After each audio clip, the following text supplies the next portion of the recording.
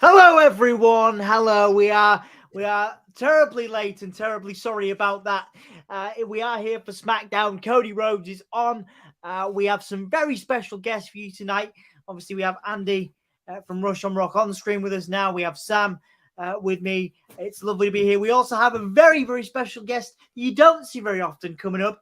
Right after the intro. Once again, right now we have Cody Rhodes on the screen, cutting a promo against Roman Reigns. We will see you guys shortly after this message. Now, I haven't figured out what I'm going to do yet because I'm super organized. Let's go with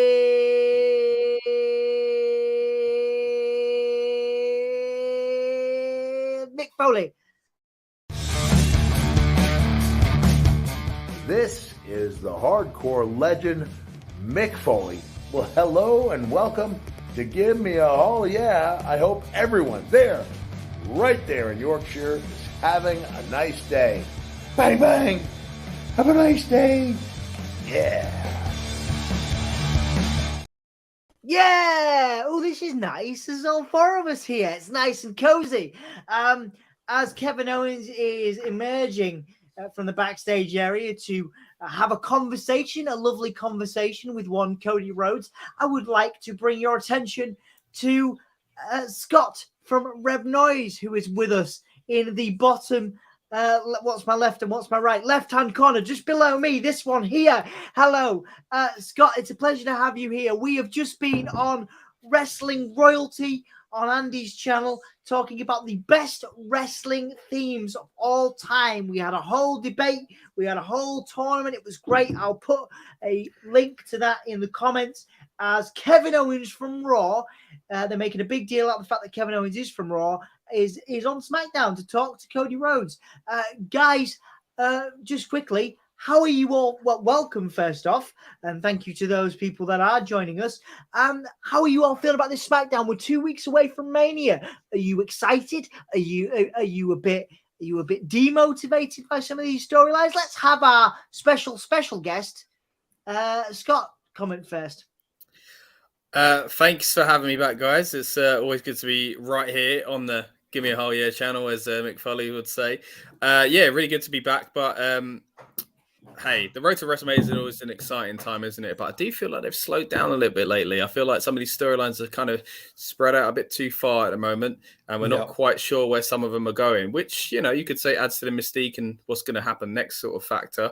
I'm still excited. I'm very excited about the WrestleMania card overall, and I do think they can pull off something quite special on the night. So it's hard not to be excited about WrestleMania.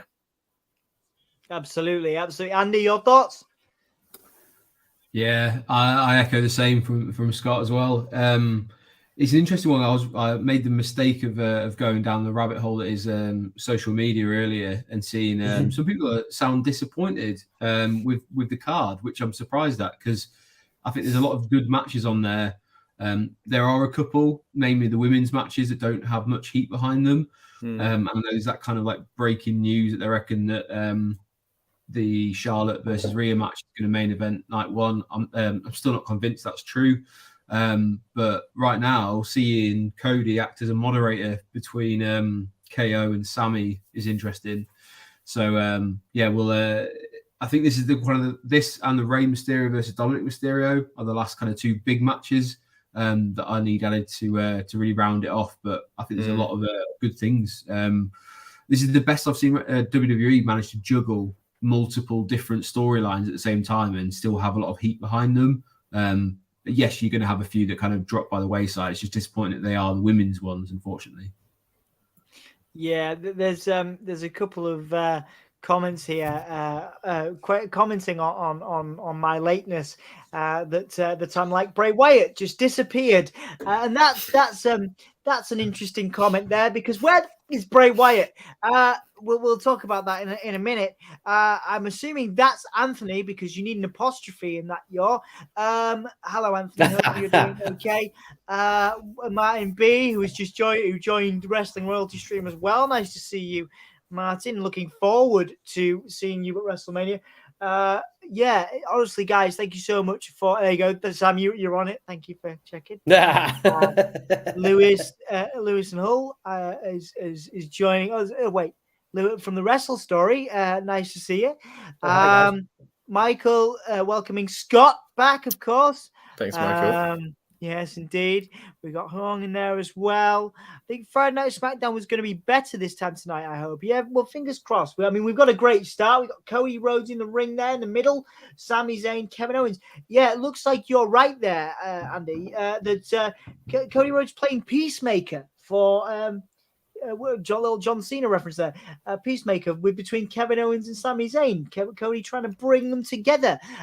Sam, as my esteemed co-host, wearing a wonderful "Give Me a Hull Yeah" hat. But where did you purchase that from, perchance? Well, I'm so glad you asked, Tom, because I purchased this from the Gimme a Hull Yeah store online on YouTube, which the link can be found just below. Amazing. It's like, who knew that was there? I'm also wearing, and you can't buy these yet, but a WrestleSphere hoodie as well. So I'm representing. Like, basically, we're making you rich here, Dom. Basically, what's going on. We're just got to pay for StreamYards, mate. That's all I care about. I'm joking. Exactly what you said. Yeah, I'm joking. So long as StreamYards is covered, we're good. As my co-host here, we are going to be there in a couple of weeks. I'm sorry, I have mentioned that a lot, and I'm very excited about it. My very first one. We're gonna be FaceTiming Scott every single day. I fully intend to, because I will wish you were there, mate. You just told me off for over mentioning it on the other stream about 5 minutes ago. Yeah. I did. But that, it's fine. I don't really know what to say. You've totally called me out there. Sorry, man. Carry on. Do carry on. No, it's fine. I've got nothing because I did just different stream, different rules, eh? There you go. Different. I like your t-shirt though, Dom. I do like your t-shirt. Oh yeah, there you go. T-shirt. Give me a Hull Yeah. You can get that from the Spreadshirt store as well. So what was it? What were we saying? What was it doing? Wrestling. Wrestling stream. WrestleMania. Yeah. Yeah. What do you think? What are you thinking? Are we getting? All right. I'm going to ask this now. Is Bray Wyatt and Bobby Lashley off the card? What's going on? Sorry. Go on, Sam, I know something. Yeah. So apparently, from sources. Well, Joe, I've had different people give me different information about what's actually happened, but I'm interested about yours. Yeah. Well, from what I'm hearing from the people who are usually right, there's been an issue. No one knows what it is. I thought he was ill. Well, yeah, but that's what they're saying, but we don't know that's true. But there's been some kind of issue. The only thing that's worrying people is the Bobby Lashley tweet. But the official line right now, the people backstage, people are saying the match is still on, everything's all right. But apparently, like some of the fans have, me included, people involved have had a wobble about that particular match.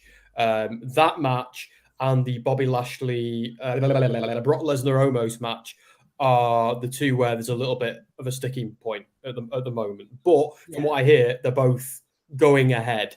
And if I'm wrong about that, well, blame some of the folks at the Wrestling Observer newsletter.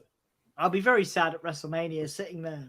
Oh, I will be, mate. I want to see both those men at Mania.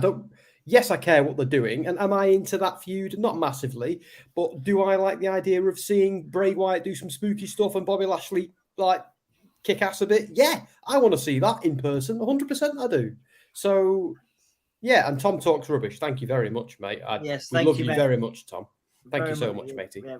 And I'm sorry if I haven't responded to your message, mate. I will get round to it. Just today, I barely had a chance to breathe. Yeah, we do love Tom talks rubbish. Absolutely. Interesting point. But let's call some action here, guys. I mean, we're pretty dead set. So talking about a match that I would have liked to have seen, confirmed by now. The Usos and Kevin Owens and Sami looks like a lock, but we're 2 weeks away. They're still teasing. Last minute thing, mate. I reckon it'll happen on the Go Home show, where you and I will also be with Andy. So I think we'll see it there. Okay. So there's a Kansas City showdown right now, or it will be happening tonight between Jay and Sami. So they are going to have a conversation. What's that going to lead to? If not the reformation of Kevin Owens and Sami Zayn, are we just going to see them fight? Are they going to fight Jey Uso and Sami tonight? Are they going to get in the ring and they're going to beat each other down? Or are they going to have... is Jey Uso going to tease that he actually kind of likes Sami Zayn and he doesn't really want to turn on him? What are we seeing tonight? He admitted that last week. Like he did. He then launched into the whole "I blame Sami Zayn" thing. But he did say last week, "I didn't want to do it. I had to do it." So, like, and let's not ever forget, there's still dissension. Like, we haven't heard what Roman has to say. I think Roman's going to punish Sami for Jay for what he did, and that'll be the beginning of the end of the bloodline. Because I still think they're going to not turn on him at Mania, but they're not going to interfere with him and Cody, and that's, I think, how he might lose. But there's still long blood between Jey Uso and Cody and Roman Reigns, and that at some point needs to boil over. And it doesn't make sense to do it before Mania, but it's certainly a feud to go into after Mania, I think. But yeah, the Jey Uso and Sami being mates thing, I don't think that's over forever. This is wrestling. People have got to fight. They've got to make reasons for them to fight, but that'll come back around. Yeah. I totally agree. Sorry, the link isn't in the description. I'll put it in there now because I should have been better at the admin of that. You can get all kinds of merchandise. There's a nice little cheap plug. Guys, while we are in a break, Scott, and then we'll obviously move around. But Scott, what are you working on at the moment, man? Obviously, you got Rev Noise. Obviously, we have had you on the show before, but it's been a long time, and it's lovely to see you again, mate. What are you working on at the minute? What's going down? Likewise, mate. Good to have the chance to come back again. So mainly, of course, Rebellious Noise spread out through kind of many forms of entertainment, but your viewers are going to be most interested surely in the wrestling stuff. So the Rebellious Noise Pro Wrestling channel is where I'm focusing my energy on the wrestling stuff. And we've been doing, of course, our build-up shows before the PLEs, which of course yourself, Dom, have joined, and Andy's been on before as well, where we kind of get hyped up for the show on the night. Of course, I won't be privileged enough to be there at WrestleMania, so I'll be doing one of these here from jolly old England instead. But that's what I'm focusing on now. Of course, the build up to WrestleMania, we're going to have a few kind of extra features coming, hopefully, in the next few weeks. Of course, we're not far off WrestleMania itself now, so we're really trying to knuckle down and focus on what we're going to do for our WrestleMania content plan. So if you stick with us at RM Pro Wrestling on social media, and of course here on YouTube, then you'll see what we've got coming up quite soon. Absolutely, I will make sure that is linked in the comments as well, so you guys can go and subscribe and support. And obviously, that isn't all. Sam, I know, you're my co-host as well. But what is going on with you at the moment? What do you have to plug for us right now? Well, pretty much everything I'm doing is embargoed on. I can't talk about it, which is annoying, but it's got to be done. I'm playing lots of games at the moment, and I'm having a great bloody time doing it. And my review for Resident Evil 4 remake went up this morning at 7 a.m. I have played it. I played it through twice. I'm a fan. Go read the review. Currently doing some stuff on the Diablo 4 beta, which I got today. Looking forward to spending some time tomorrow on that. So that's all my gaming stuff for when Michael asks me. Told you I wouldn't let you down, mate. Everything else I can't talk about. But yeah, really, mate, I'm at the point now where I'm on a countdown to Mania. I've got 5 working days. Then I'm off for 2 weeks, and it begins.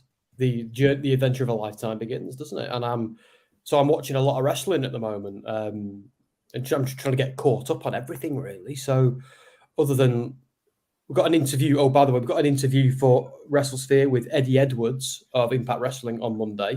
Super excited about that. Or is it Tuesday? I should really check my diary, shouldn't I? So I don't leave Eddie hanging. But yeah, that's what I've got going on. A whole mixture of things, but mostly just waiting for Mania now. Nice, man. Nice one. And I think it's we are back at the break, and obviously Sami now trying to again persuade Kevin Owens to think on his side. But Andy, how are you, mate? How are you? Obviously, I know a little bit about what you got going on. I can plug Rush on Rock. I can plug Wrestling Royalty. What have you got going on, mate? What have you got to plug today? Yeah, so probably similar to what the other guys have said. There's everyone's ramping up for the busiest time. If you're covering wrestling, is WrestleMania. So before I go away, I've set myself a bit of a challenge of I'm currently working on 7 different features to be released on WrestleMania week, one for each day, and they'll all be going on rushonrock.com, and there'll be one about Roman, one about Cody, one about NXT. There's going to be a couple of different ones in there that you might not expect. So there's going to be a lot of features going out, and it's quite heavy duty going through stats and rewatching matches from the past. But it's what I love. I've been on this, for the past couple of weeks and told people that my goal is to become the world's best wrestling feature writer. And to do that, you've got to put the hard yards in. So I'm really enjoying it. My wife, I have already pre-warned her that wrestling is taking up a lot of my time, even though I have a month-old son who, I have to look after her as well, and love looking after her, I should say that as well. But yeah, it's a great time to be a wrestling fan. There's something for everyone, whether it's AEW, WWE, Impact, Ring of Honor, and the multitude of shows that you catch at WrestleMania week as well. No matter what taste you have, there's something for everyone. But yeah, other than that, looking forward to getting on that plane. Week on Wednesday, I think I fly out. So it'll be fun to get across there. I have heard it is currently raining in LA quite a lot at the moment, so hopefully that goes away before we go out. But either way, we're going to have a good time. Looking forward to making you or cashing in on what you said earlier on the tournament that we went through before of moshing to Limp Bizkit. My way, absolutely, mate, absolutely, and that you've just reminded me to plug that. We were just on Wrestling Royalty Andy's channel talking about the best WrestleMania soundtracks. So I will make sure that you guys have a link to that to go back and watch it. It was great fun. I did enjoy it. Obviously, I basically answered Limp Bizkit to every question, but as you know, as is the way. Your way or the highway. It's my way or the highway, indeed. So I'll put that in the comments, and then we will get a vote up because Hassan has, because he never asks for it. So because he never asked for it, we should probably give him it.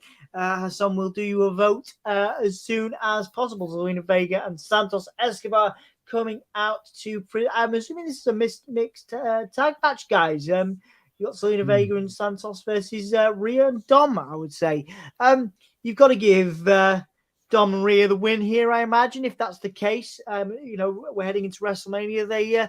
They need the momentum, I would have said. Let's start with Scott on this one. Go round to Andy and finish up with Sam. Do you agree? Do you agree with me? You better. Don't worry. I do. Well, I think the momentum needs to go in the way of the people that they are pushing, of course, which is the Judgment Day. Obviously, we haven't officially got the Ray versus Dom announcement, and I do hope we eventually do get there. But it's starting to feel like it's a bit late, so hopefully it does get announced soon. On the other side of that, of course, Rhea Ripley, her match against Charlotte. We kind of touched on earlier on that potentially being the main event of night one. I was with Andy the other day, and we were talking about this then with a few other fellow wrestling journalists, and we were basically saying that it doesn't feel worthy at the moment of that headline spot, which is a real shame because both of those people are worthy of it. This storyline could be worthy of it. The match could live up to those expectations. But let's be real. The reason why everyone's enjoyed Rhea's work the past 6 months has been the Judgment Day, not her singles run in the women's division. So it feels kind of out of place in that sense. I understand the kind of rematch of that strange WrestleMania where there was no fans, but it's not really been built that way. So I think she needs a bit of a push here to really get focused on it. But ironically, what have they done? They've put her in a match that involves the Judgment Day, which I think takes your mind away from what the actual goal here for Rhea Ripley is, which is the singles title in the women's division. So it's, for me, kind of muddied the waters seeing this match. It's an interesting point. Again, there is that confusion. Does it build momentum for? I think Rhea's obviously very over at the moment, but the Dom stuff, like you say, there's some confusion. Again, they really need to be built strong, and I'm not sure they are being built as strong as they could be. Scott, Andy, your thoughts on on the build, particularly for Dom and Rhea. I mean, and if you want, I realize I'm giving you a leading question. What is the prognosis? What did I say prognosis for? I'm so tired. What's the end goal for someone like Santos Escobar? Perhaps not been utilized as well as one might have hoped. Your thoughts on those multiple questions that I've just showered upon you, Andy? I mean, I'll try and be as succinct as possible because there was a few in there. But yes, after having a chat with Scott the other day down in London, I was actually thinking about this because if they are to go down the Charlotte versus Rhea route for night one as the main event, I was thinking, what do they have to do to get to the point where they can heat that up enough for it to be a main event with the time they've got left? This match does not help, as Scott said. But for me, I think they kind of have to steer into the reality and maybe have Charlotte come out and cut a promo where she basically calls out and says, we're supposed to be main eventing, but you're too busy prattling around with Dominic and the Judgment Day, and you're not giving me the respect I need and deserve. You do these silly little social media things and really steer into that and say, you're supposed to have won Royal Rumble and be focused on me, and you've looked past it. And then basically just try and cut a real close to the knuckle saying, like, it's pretty pathetic that you're having to, tag along with Dominic Mysterio rather than actually stand toe to toe with me. So if they went down that route and had a little bit of a, buy the crowd in and say, and let Charlotte basically just go to town on Rhea and her determination or her motives, that's the only thing I can see any way of heating this up, because even after this match, what's Rhea going to go do? Just kind of stare a little bit viciously at Charlotte? Let Charlotte rip into her as close to the knuckle as possible and hope that can continue for the next kind of week or two. Dom versus Ray, I think will be absolutely fine. I think they're building that similar to the KO and Sami story. I can see that going down to the SmackDown before WrestleMania as well, where Ray finally pops. He just can't hold it anymore, and we get that match. I wouldn't be surprised if they bring in people like, is it Aaliyah, his daughter? Yeah. At some point to try and do something. And then as for Santos, it's such a shame because in NXT, Legado del Fantasma were amazing. I thought they did really good work. Had quite a few decent feuds, and I honestly think he, as I said, I think it was last week, the week before, he's a better Andrade than Andrade is. So, yeah. I think he is that kind of Mexican link that WWE have been looking for, because he's great in the ring and he's a good talker as well. Interesting. Yeah, like I say, interesting points. I've made that. I think a lot of people made that Santos and Andrade comparison. He is the better and more, I guess more marketable, polished, less dickish, maybe. I don't know. Obviously, that's a strong opinion, I know, but I know Andrade is I think he's rubbed some people up the wrong way in the past. But Santos is very marketable, like Sam says.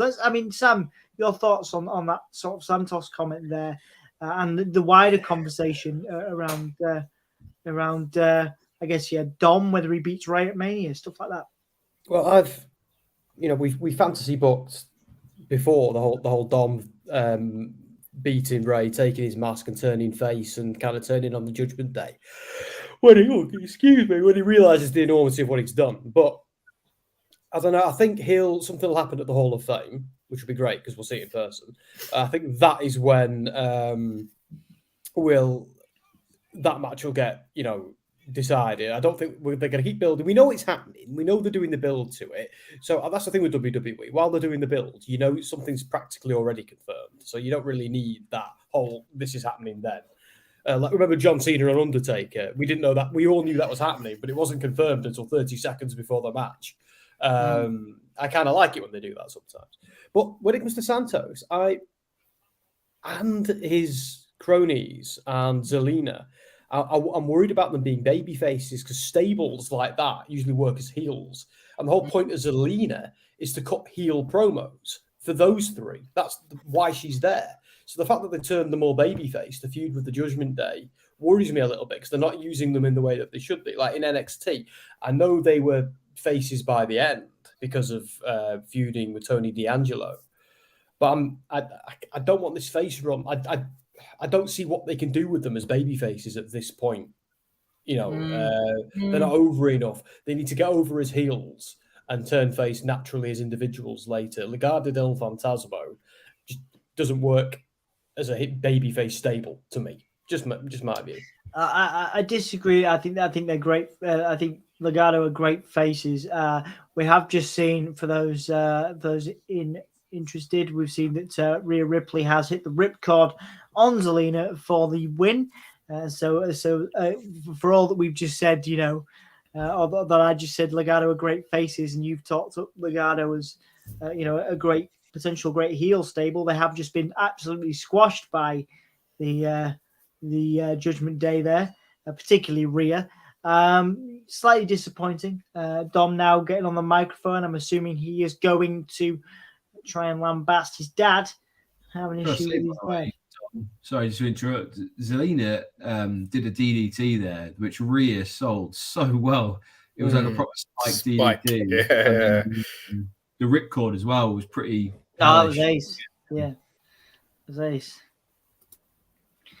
And not everyone can be pushed. Some people's jobs are to be enhancement with characters. Yeah, that's a good point. Dan, of course, from EU Right Girls of Wrestling, one of our longest running supporters. Thank you, Dan. Good to see you, mate. Hopefully you're all right.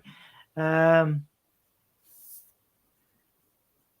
laughing at Young's comment about Dom getting an F. Sorry, Dom, you got an F. Go back and do it again. So there's Ray. Ray's on the Titantron, guys. Is he coming to the ring? Is he going to kick his son's behind? Are we going to see it tonight, guys, or is it going to be last minute? I think it's last minute.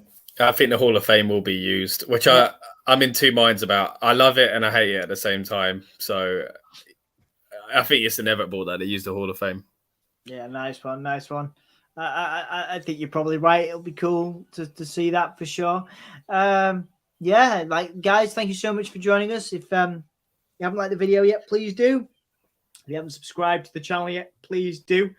You can get merchandise like the hat Sam is wearing and the shirt I am wearing from the Spreadshirt link we've posted in the comments. I will post it again if you fancy getting a shirt or cap, or I think you can get a teddy bear. You can get whatever you want from there. So please do support us in that way. Thank you. You can also give us a super chat if you want, like Tom Talks Rubbish did early on. You can donate in that way. And we do have tiers, which I should probably use this time to plug. Where are we? This is how you know Anthony isn't here, because he would have done it already. You can become a champion Hulkamaniac. Sassy, our moderator, is a champion Hulkamaniac. You can become a hardcore Hulkamaniac. Mark LFC UK is a hardcore Hulkamaniac, and we have a few straightforward. There's never a straightforward Hulkamaniac. You're all wonderful. Dan from Eve, Dex Baker, ZJI, and Michael are all Hulkamaniacs. You all support us regularly and help us pay for StreamYards and other expenses. So thank you guys so much. We really appreciate your support. We're just, we're all just people, fans, hanging out, talking about wrestling. I'm very tired. It's been a very long day, but I very much appreciate all of you being here with us, watching us, and also you guys, Sam, Andy, Scott. It is an absolute pleasure. I don't get to see you guys all the time, but trust me, I am very tired, but very happy you are here. One thing I did miss earlier, a couple of weeks ago, was you guys went to a networking do, a wrestling journo networking do down south. I was working, but how was it? Did you have a good time? I would have loved to have seen you and had some pizza. Did you guys have a nice time? Weren't we? We were invited. We were invited, yeah. We were invited, which is lovely. It's nice to be invited. But Andy, you were there. Scott, you were there. How was it? Did you guys have a nice time? Yeah, it was great. It was Laura, by the way. Gotta say that first. So I've got to say first of all, it's always nice to catch up with you and your lovely lady.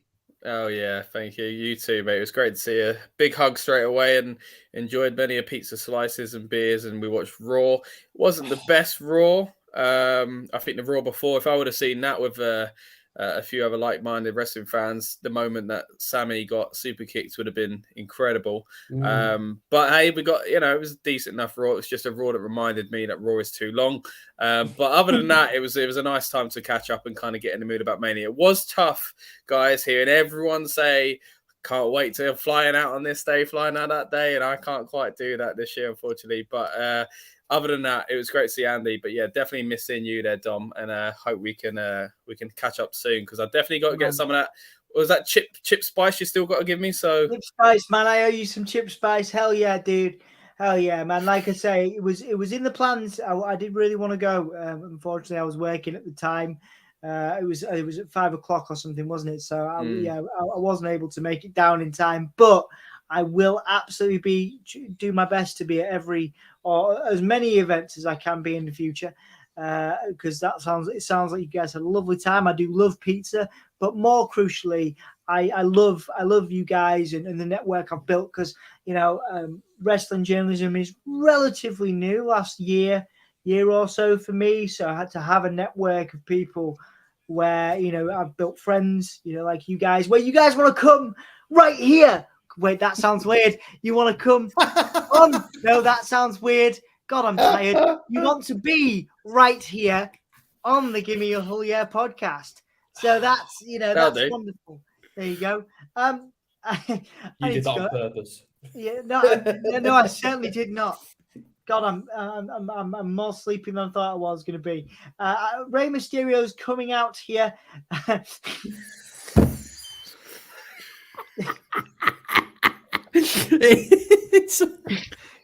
I'm gonna go.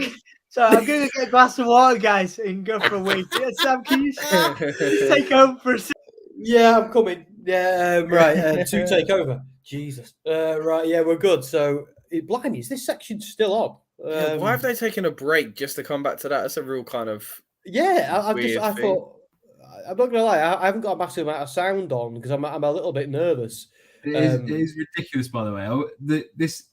It's even weirder when you see it live. But are we supposed to suspend our disbelief that Dom and Rhea just went, you know what, I'm just going to chill here for the next 3 Oh, to wait. 5 minutes? Yeah, what's he got to say? Yeah. Do you remember when Big Cass, they did something with Big Cass and they made him stand up and do the pose for throughout the entire break? And then when we came back, I thought, hang on, how long has Cass been stood there doing this? Yeah. Like, what was that about? And blimey. But yeah, when they do that, that is when it's hard to suspend your disbelief. Did you guys see that footage of when in the pandemic era and they did the same thing when they just stopped wrestling and they showed them just not? I can't even remember who it was but it showed them just stop. It was the OC. Yeah. Bailey and Sasha Banks and versus Alexa Bliss and Nikki. Yeah, and they just stopped. And I mean, fair play. Like, there's no one in the audience. You really don't have to do it then. But yeah, it was fascinating to see. But the feed carried on, didn't it? So they were caught out because they were like. I think that's maybe it was in a certain country. That's why it became available. But yeah. That's funny because they couldn't get away with that on AEW, could they? Because if you watch AEW on Fight, you hear the commentators say, right, we're going to an ad break. And then they carry on wrestling.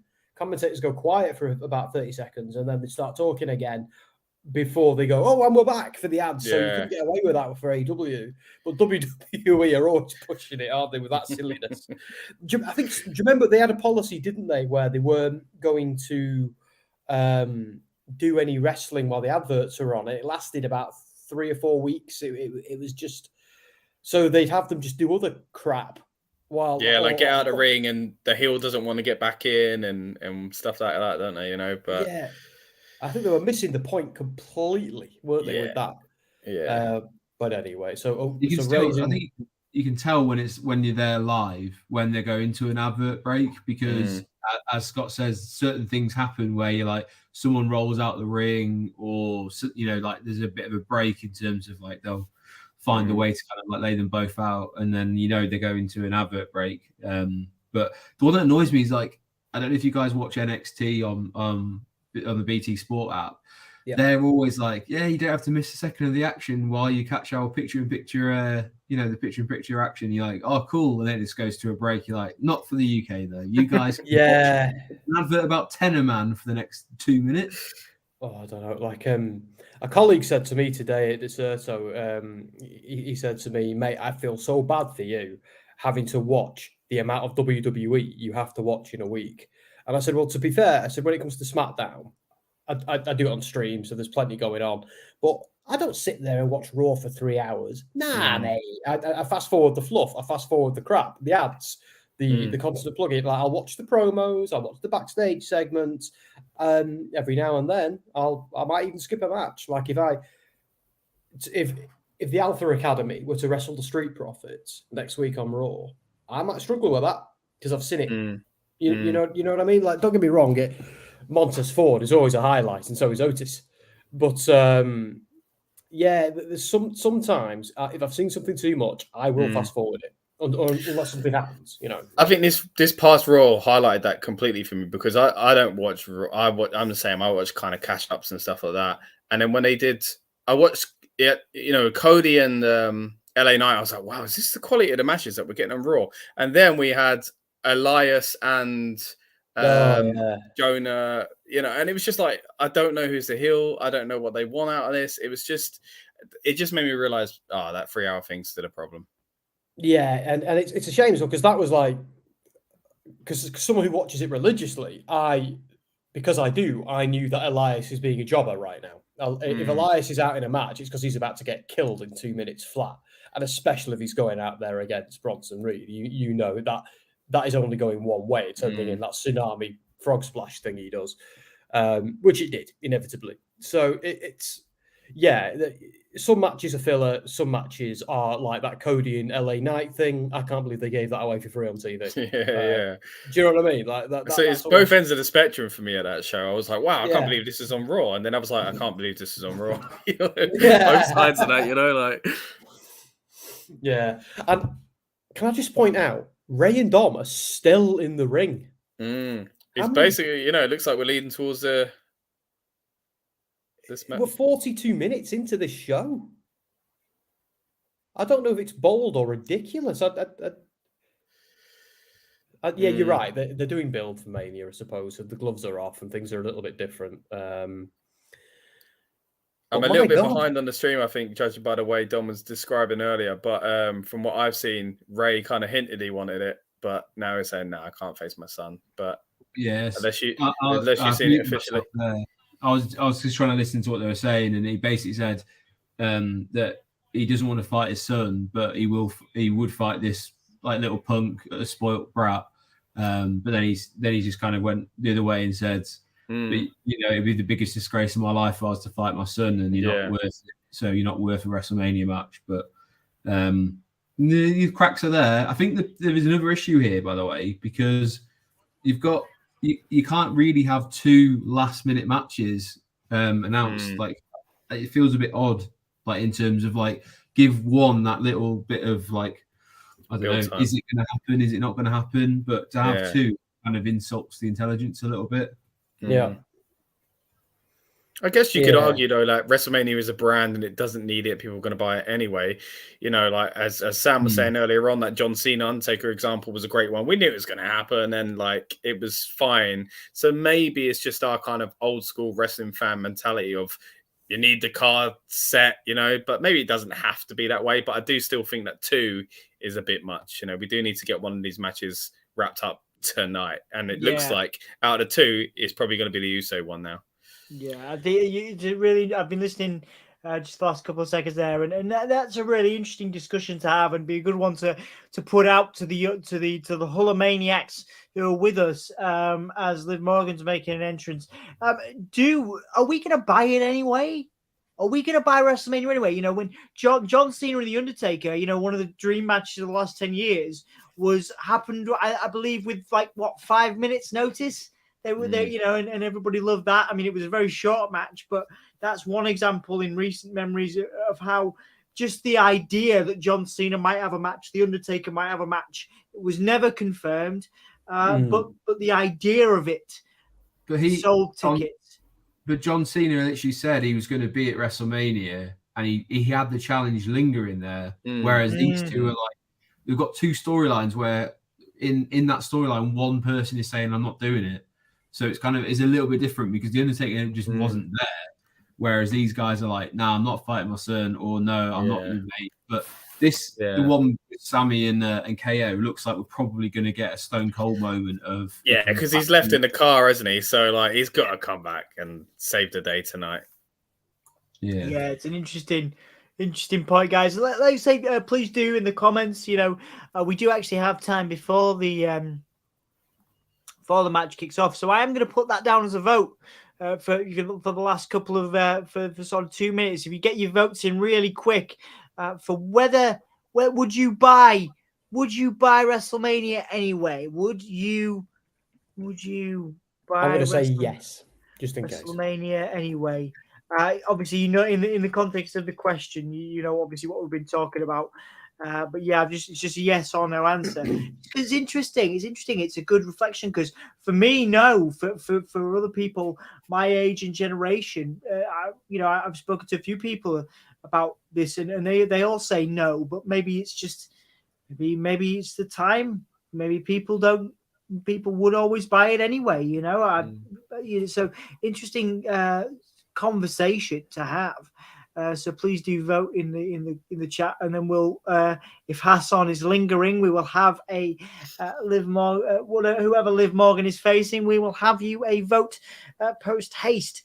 Guys, it looks like I didn't miss much there. Rey Mysterio and Dom Mysterio still in the ring when I left to when I came back. Yeah, it's bizarre. We were actually like poking fun at it. We were like, hang on, is this still going? We're 42 minutes into the show. Are we still on the first segment? Just changing the subject a little bit, guys. I heard today, I think did I tweet it on one of the accounts? I don't know. But yeah, there's word on the street is we're getting a tag match between multiple tag teams at Mania. Two. Right, yeah, because I heard they were doing 14. Sorry, Andy, I heard they were doing 14 matches now. Which means there was like if they're doing two mixed like tag matches like that, then yeah, that's 14. So what did you hear, Andy? Yeah, so it's supposed to be two fatal four-way tag matches, one for the men's and one for the women's. So the men's ones that has been kind of announced who's going to be, which was Street Profits versus Alpha Academy versus Viking Raiders versus Braun Strowman and Ricochet. The women's one, I haven't heard who's in it, but I would presume it's Liv and Raquel Gonzalez, who she's with at the moment, versus three other teams. I couldn't tell you. What for? Like, as much as I want to go, I love the multi-man match, get him on the card, but like, what are the stakes in that match? Is it a number one? That's my question. Match? Yeah. It's gonna have to be something. Number one contenders match. To be honest, with the men's one, I wouldn't even be mad if they went. It's a ladder match and the winner gets it because I think that would bang. That's the Street Profits definitely deserve it, and I also think Chad Gable and Otis deserve it. But even that asks some questions because the whole Otis thing is he's Otis. Otis, I was about to say yes. I was going to correct you. He is Otis now in Maximum Male Models, who, by the way, have done a cracking job getting themselves over. Who'd have thought it's the worst gimmick ever, but here they are, and it's kind of. I love it. Do you know what it is? We needed LA Knight away from it. We needed it to be. We needed it to be on some undercard guys. It's like we couldn't allow ourselves to enjoy it while we were worried about LA Knight's future. But as soon as I think even when it started to become clear he was moving away from it, those segments backstage where he was kind of off with them. As soon as that was happening, I was starting to get into the other guys. So I think you're definitely spot on with that. I think Marseille. I can't believe I'm calling him Marseille now. Flipping Mace, and I've forgotten his name. He's really good. The guy from Saudi Arabia. Mansour or Mansour. I'm not calling him Mansour. But yeah, I think those two are having a lot of fun with this, and they're really good. Like, this is a few weeks ago, but I saw a tweet by Mansour. No, sorry, by Marseille. Of a can of iron brew and him going, what the hell is this? and McIntyre responding with, "It's the nectar of the gods, you clown." And I just thought that was just such great banter. But yeah, to our American audience, if you've never had a can of Iron Brew, Beautiful. do yourselves a favour. Do yourselves a favour. Absolutely. Absolutely. So guys, we have a match here. Liv Morgan and Raquel versus Emma and Tegan. Now, I would put lots and lots of money, and maybe even, as you know, when I'm very confident a result is going to go my way, a testicle on Raquel and Liv going over here. Emma and Tegan. Emma's fantastic. Tegan's fantastic. But really another example of two people that haven't found their stride, I would say, since they've returned. Liv Morgan, I'm pretty sure they're going to want on WrestleMania. Raquel, pretty sure they're going to want on WrestleMania. Your thoughts on this match and whether it is a match worthy of me betting a testicle on Liv and Raquel winning here. Do you want to start on this one, Sam? I think all I've got to really say is, yeah, I think that there's. It's like Dan said earlier. You can't push everybody at the same time, so there's always got to be a bit of give and take there. But I think there's loads of potential with those two. They haven't done enough since coming back, but I don't think it's their fault. It's just they are lost in the shuffle a bit. So I imagine they're the sort of people this WrestleMania match is for. And if it is a ladder match, let's be honest, Dom, we found out last week they weren't doing the ladder match that we hoped they were doing. So I kind of hope that they do a ladder match each day now, one with the girls, one with the guys. I'd love that. And I think it'd be a great opportunity for some of these tag teams and like people like you mentioned, Emma and Tegan, to show what they can do, because they're both super athletic, super good at what they do. And that's what I want to see now. That's what I'm rooting for, because I was quite relieved, a little bit worried, but at the same time relieved that they are letting these guys getting more matches on the card, because I think 14 matches is just right. I think, seven a card, 7 a day. It's what they did last year. It worked quite well. And I'm now rambling, so I'll shut up and go let the guys talk. No, all good points, mate. Thank you. Like I say, I'd love to see all these people have a spot on the card.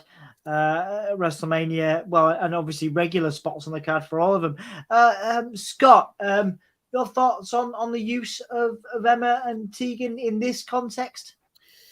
Yeah, I mean, I'm not willing to bet what you're betting, Dom, but I'm close there. But yeah, I mean, this surely is a match to get over the baby faces, who are just another example of a thrown together tag team. Now, if this match isn't leading towards a multi-person match, as we've just been speculating, I don't know why it's on the SmackDown this close to WrestleMania.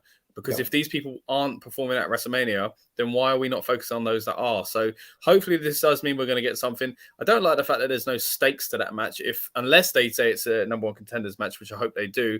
Otherwise, you have a ladder match just for the sake of it. So as much as I want to see all these people get opportunities and I want to see them in a ladder match, it's also got to make sense. So there you go. Your testicle is safe, by the way, Dom. Yes, it is. That's good to know. It is. I am happy about that. I didn't specify which one, but I'm happy that both of them are safe. Andy, do you want to, because as we've obviously seen Raquel and Liv getting the win there, going into this fatal four-way match at WrestleMania, your thoughts on again that sort of context where you've got to not thrown together teams, because I guess Liv and Raquel have been teaming for a little bit longer. But what did you think about that match? Was it pointless to you? Did it mean something? Oh, sorry to jump in. So this looks like that was a qualifier, and now those two are in that fatal four-way. Whereas the people that we've just been talking about not getting the shining light also are missing out again. So that's a bit disappointing. But yeah, sorry, Andy. That's all right, mate. I'm a little bit confused because I thought that Tegan was with Natalya recently, but that was my thinking too. But anyway, yeah, I don't really understand, because that suggests that there's 8 teams that they could have for these matches as qualifiers for a fatal four-way, and I honestly couldn't tell you like 3 of the teams that they're going to pull out of nowhere, unless they have someone from NXT on it, which would be an upside. What I would say is there was some news that kind of like I don't like to put too much stock in what the dirt sheets are saying, especially not the Observer, because I think it's like, oh, things change, etc.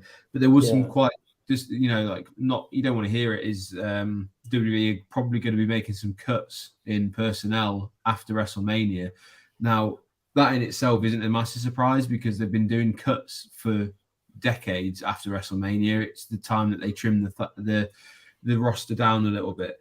But that match that we've just seen there is, they're the kind of matches that they need to be getting the crowd on their side if they wanted to be staying around, for a long time. And as much as we might like them as athletes and wrestlers, but what's Tegan Nox done since she's been back?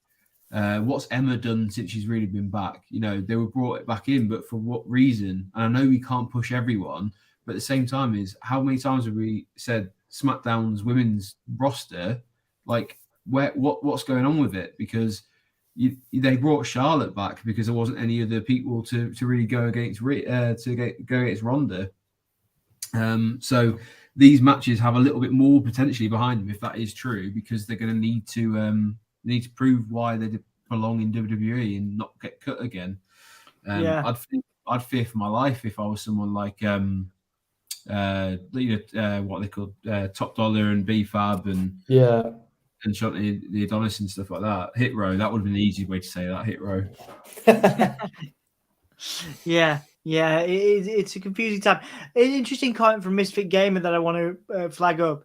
I thought Triple H wanted a short card for both nights. That was my impression too.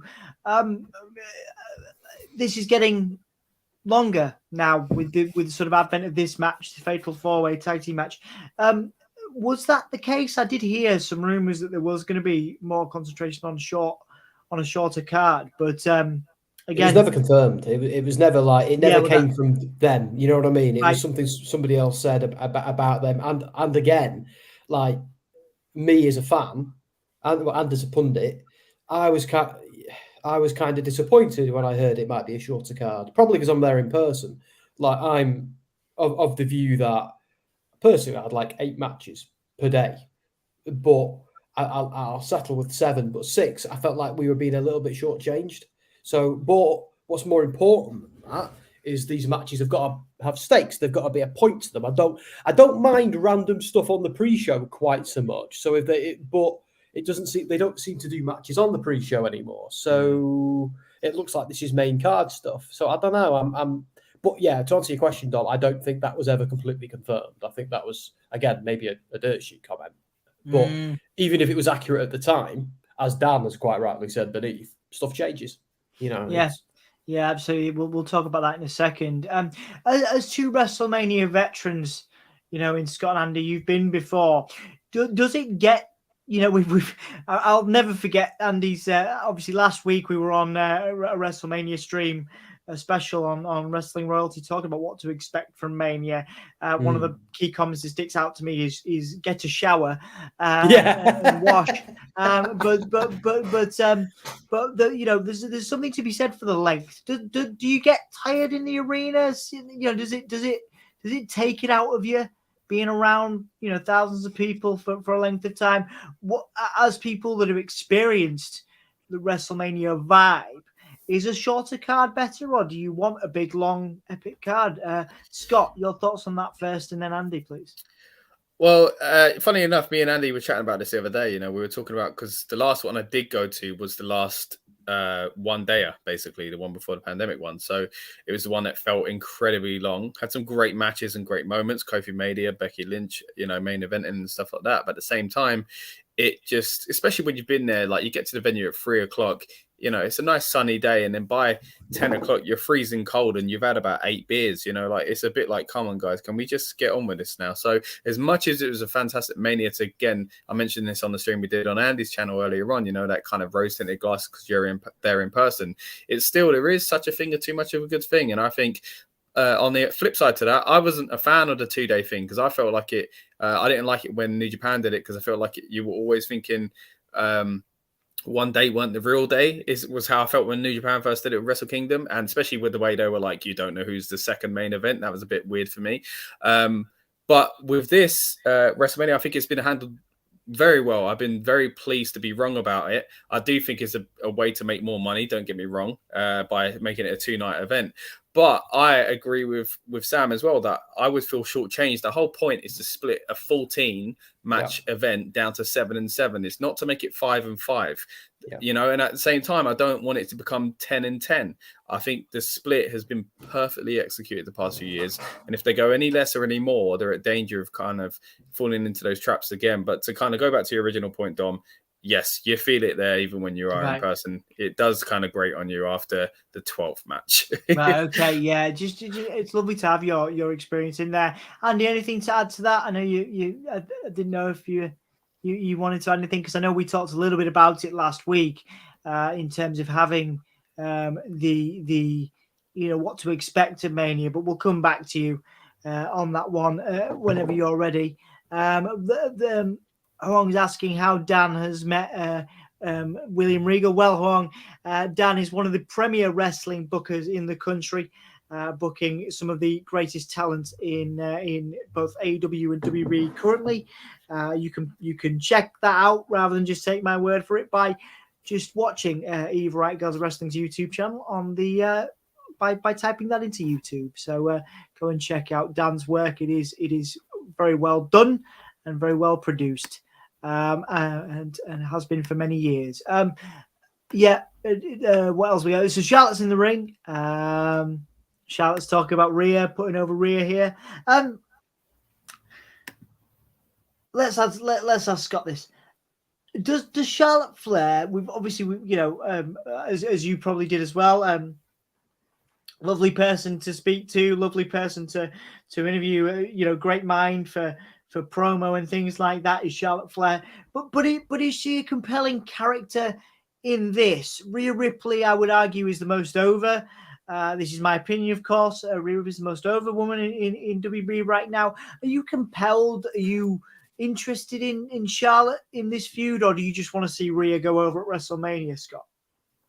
Not interested whatsoever, which is a strange thing to say because I'm not one of those kind of haters for Charlotte. I think she is fantastic, but I think like Roman Reigns and John Cena over the years, she's been unfortunately overbooked sometimes. But at the moment, I've got to say she's starting to feel like a bit of maybe say this quietly, but a bit of a legacy act. At the moment, the only thing that I'm excited to see her for facing Rhea for is her past, kind of successes and what she's done in her career so far. There is nothing about this current Charlotte Flair that's making me go, man, her versus Rhea is going to be a big one. It's all about, remember when they faced a few years ago? That was good. Hopefully this one's as good. And it is all about Rhea Ripley. And that's a credit to Rhea and the way she's been booked. But I do think it's just that awkward thing of when they bring Charlotte back, they throw her in, she wins the title, and she's a baby face. And it's just something's not clicking for Charlotte. She's going to turn heel sometime soon, surely. And that's when we'll really get to see what Charlotte's all about. I would love it if they did a double turn during the match. I'm talking Bret Hart, Stone Cold. I would love that. I would absolutely love it. Because that's my genesis with wrestling. So and I think they could do it here. I actually think they could do that. I think the crowd are happy to boo Charlotte. And I don't want to slag off Charlotte. I get exactly what you're saying, Scott, because I get that you mean no disrespect to her but we are a little bit bored of her because we've seen her do everything. There's nothing she hasn't done. That's why they sent her back to NXT to go and win the title there after Money in the Bank. The Royal Rumble, where she first started feuding with Rhea. But I do like the story, I think, because if Rhea can overcome Charlotte, she's overcoming the franchise, the women's franchise player of WWE. She's Ric Flair's daughter, for God's sake. So I think Charlotte is here to be kind of a passive part of the story. This is all about Rhea. And I actually think credit to Charlotte for doing what she's doing, especially if Rhea does go over like she really, really needs to. Because if she doesn't, flipping heck, we should run for cover. We're just watching a very intense promo here, guys, between Rhea and Charlotte. Rhea sort of reflecting on how much she needs the championship. It does feel like the alternative versus the star here. Yes. Obviously Rhea is the alternative. She's obviously a great, a star in her own right. but it does feel like that. It feels like that's the sort of underlining story they're trying to tell here, the kind of alternative to the sort of stereotype of what a WWE superstar looks like. I don't know if you guys agree with me on that, or if that's a fair assessment. Scott and Sam, if you want to take that one. I think it's for me. I'd be brief on that. Sorry, I was just going to say I think that's exactly what they're doing, but it should be the other way around. And I think that's where the double turn kind of comes into it for me with Sam's kind of Austin and Brett thing. I think it's one thing I will say about Charlotte is, and she doesn't get enough credit for this, is she can go. She's a very good wrestler. She's good at what she does, and I won't hear it be said by anybody that she isn't, because it just simply just isn't true. It's like something there is truth and there is untruth, and it is an objective fact. Like she's not even like her wrestling style isn't. She's not even my favorite, but it's like there are certain films I acknowledge are amazing films, even though if I don't like them. There are objective facts in this world, and one of those is Charlotte Flair is a superb wrestler. So I don't think Charlotte represents. I don't think you meant this either, Dom, but I don't think Charlotte represents the diva, the Dolly Bird era, where girls were just there to look pretty. No, because I didn't. You know, of course you didn't. But I'm like, but there will be some people who do see Charlotte that way because she's blonde and tall and statuesque, and we'll see the nepotism in her being Ric Flair's daughter. But like one thing I will say about Charlotte is she has earned her stripes. She's good at what she does. 100%. 100%. That's what I said at the beginning. She's exactly. she's absolutely earned her right to be there in that situation.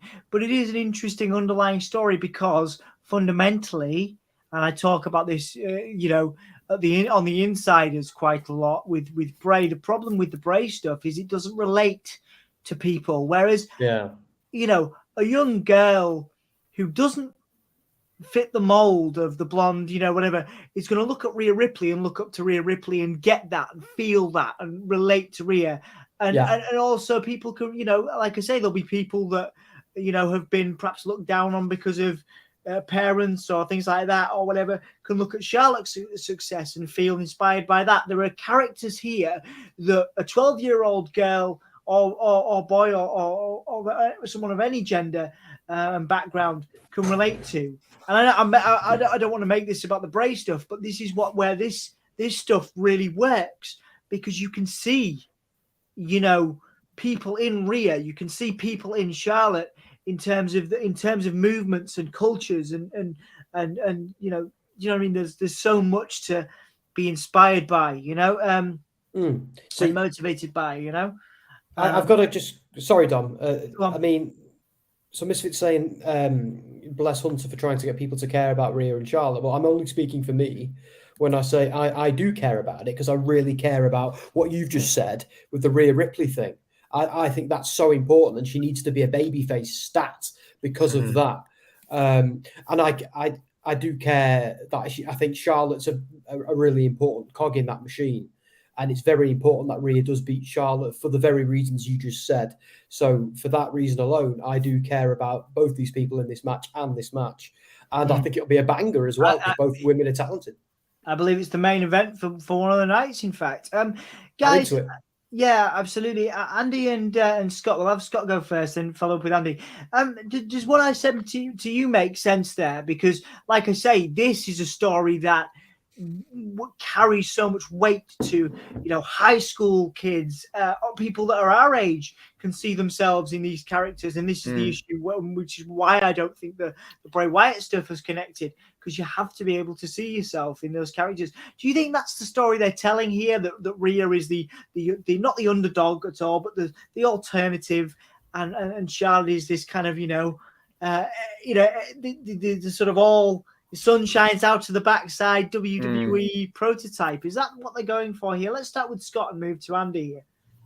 Yeah, I think so. I think as much as I think it should be switched already, it's tough because Rhea's been such a good heel. I don't want her to be a babyface yet either, because it's just bad timing in my opinion. But to tell both stories at once, so you kind of want the babyface alternate to be the alternative character and all that kind of thing, chasing this kind of not like the diva or anything like that, but still kind of somewhat symbolic of a very different style to Rhea Ripley. So I think that is the story they're trying to tell. I just think it's a bit of a confusing one again, especially when you've got all the Judgment Day stuff going on. It doesn't quite fit with this, the narrative of, she's finally going to show everyone that people just like me can do it as well. That doesn't fit. But often in wrestling, you do have the times and the storylines where the heel is right, and you're watching it going, this guy's got a point, so it's just it's something that's gone on throughout Wrestling Friday years. So it's nothing new in that sense. So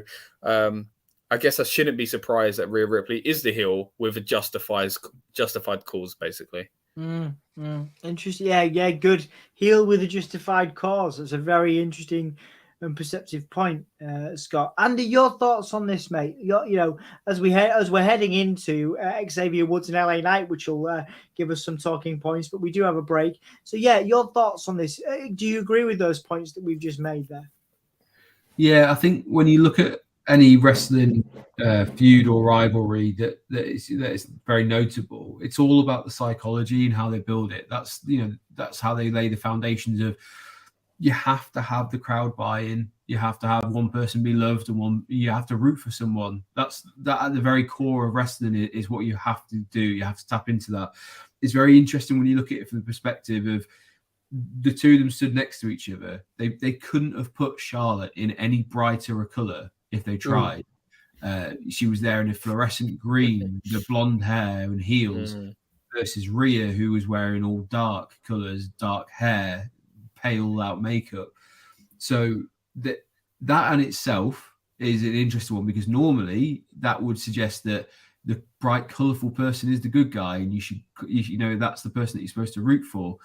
But that's where it gets a bit muddy, as Scott was saying, because Judgment Day in itself, they're the bullies. They're the ones that you're not supposed to root for, because they wear dark and they're a bit anti-establishment, but they also pick on people and take shortcuts, etc. So they've really have kind of messed with what your expectations should be here.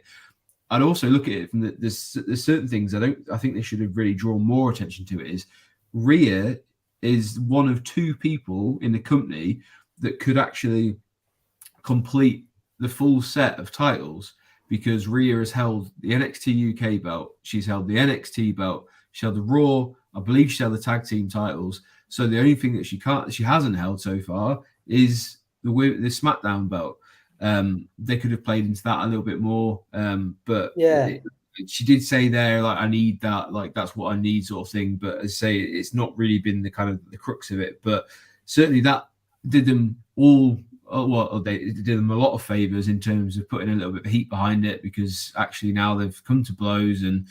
But I think Sam's idea of having a double switch there, I think is definitely on the cards and probably needed. Yeah, that's interesting. Where Charlotte goes is another question. What does Charlotte do after this? Because everyone knows, and they even said it in there. I don't know if you guys heard it.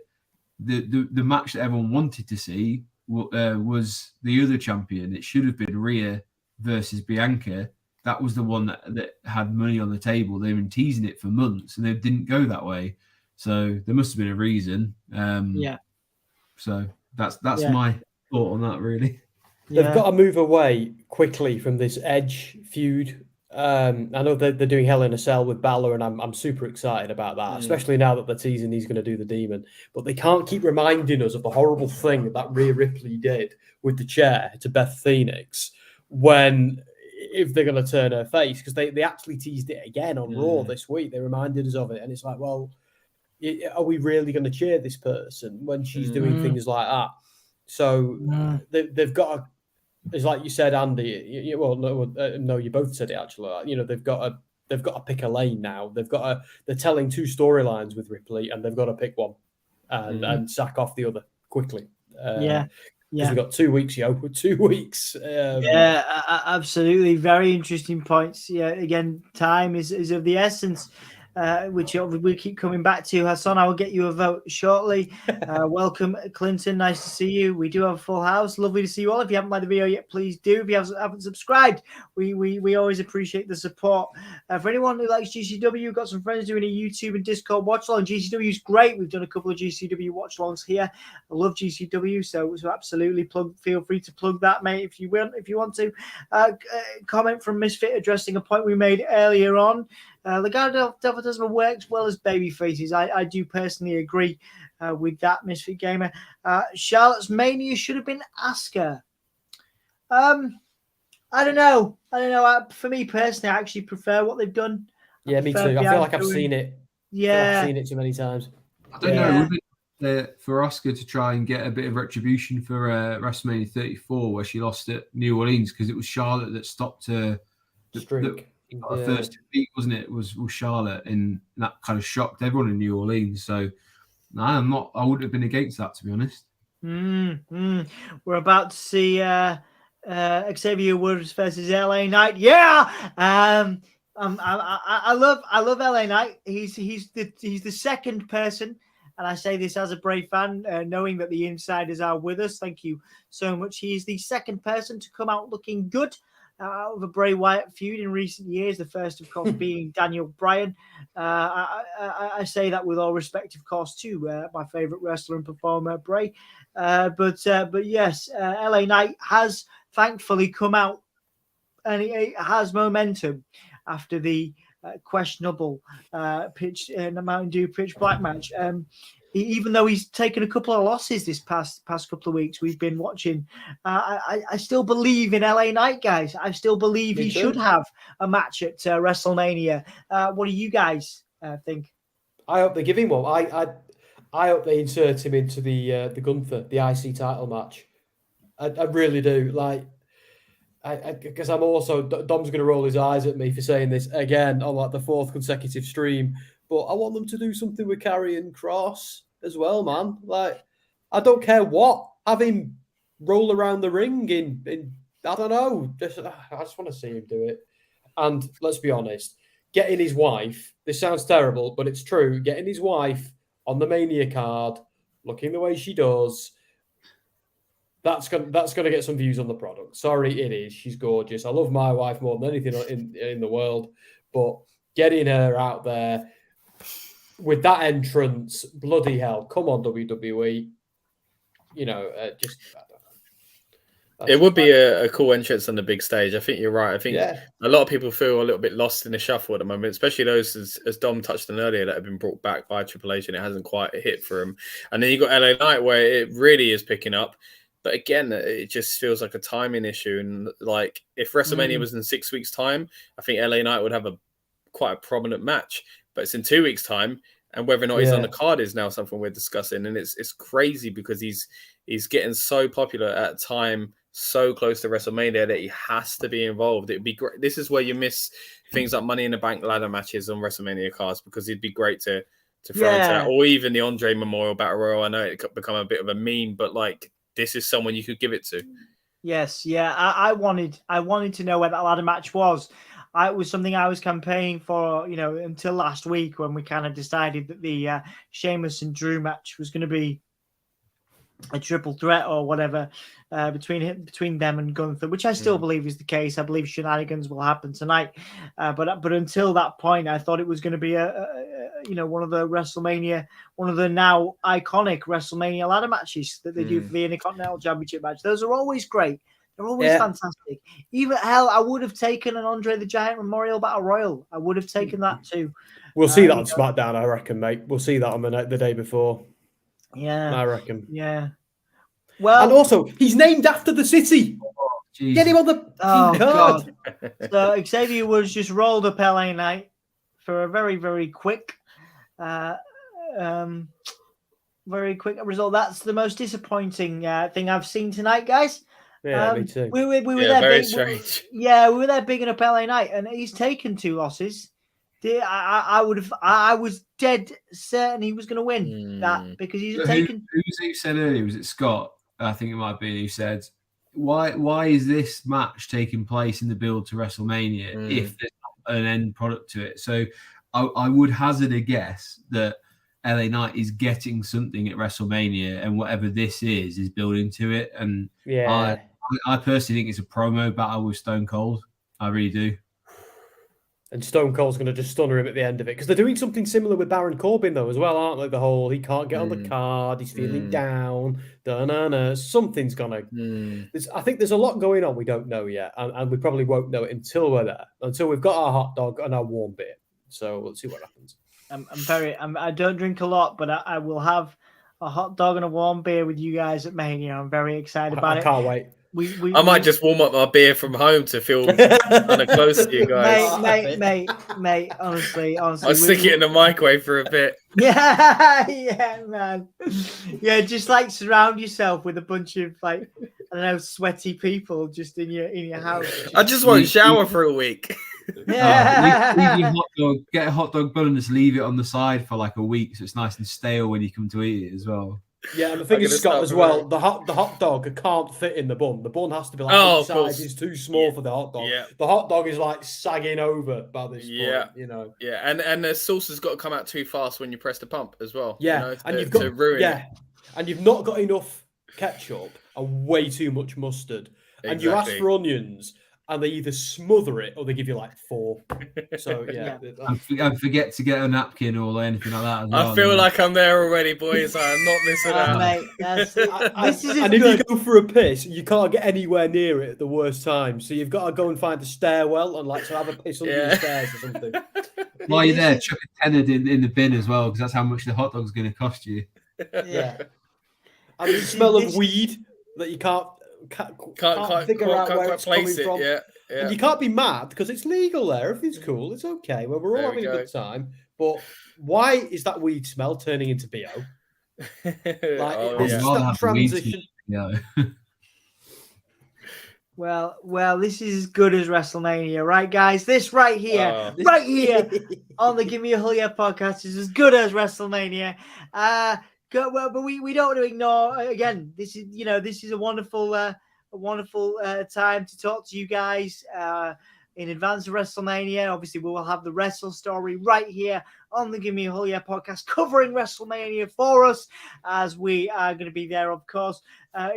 We can't do this without you. None of this matters without you guys, the Hullamaniacs, and people like Scott and Andy joining us. It's a great privilege to have this platform. Thank you so much for being here. With that in mind, my esteemed Monday night colleagues over the Insiders, who have welcomed me with open arms for a number of months now to talk about Bray Wyatt. It is the number one and the only Bray Wyatt specific show on YouTube weekly. They do that on Monday night. It's called Abby's Window. They are with us tonight, and they ask, do you all think we will get Demon Balor in the Hell in a Cell match? Would also love to see Brood Edge come out in the fire with Gangrel. Guys, I love Gangrel more than I love Edge and more than I love Finn Balor. So I would, because I'm a massive goth, so I'd love to see Gangrel at WrestleMania, but the likelihood of it is minimal. Demon Balor at WrestleMania for the pop, yes. Would it make sense? No. It's a babyface gimmick, isn't it? I don't think it works. And they teased it on Raw. He's doing it now because he said like, you can't handle my demons or something. Like sort of that they practically confirmed it without confirming it by him saying handle my demons. That was it. And so it's happening. It is happening now. And it's going to be a spectacle. They weren't going to do it because they considered it a babyface gimmick.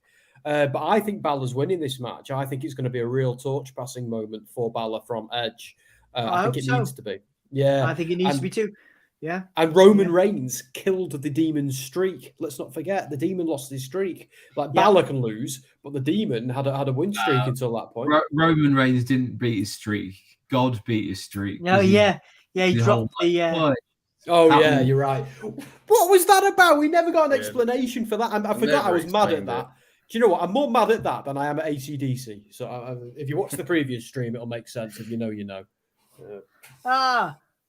LA Knight's backstage telling Rey Mysterio that if he doesn't want to fight Dom, he'll do it.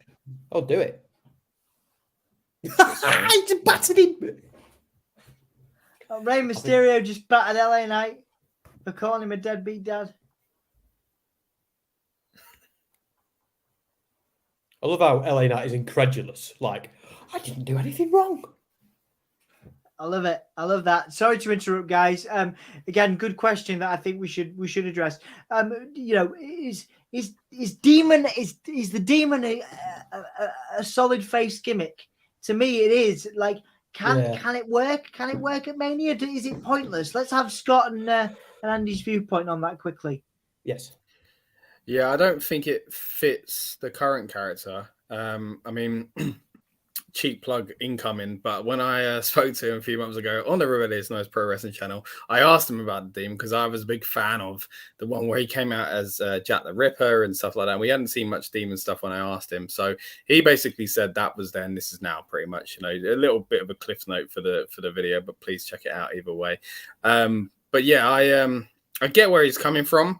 But when you've got a gimmick like Hell in a Cell and you've got someone like Edge who loves all this kind of alternative stuff, I think it will happen, and it will happen because of Edge and the stroke that he has and what he wants this match to be. And I think Balor will go along with it, being like, fair play, Edge, you're a veteran, whatever else.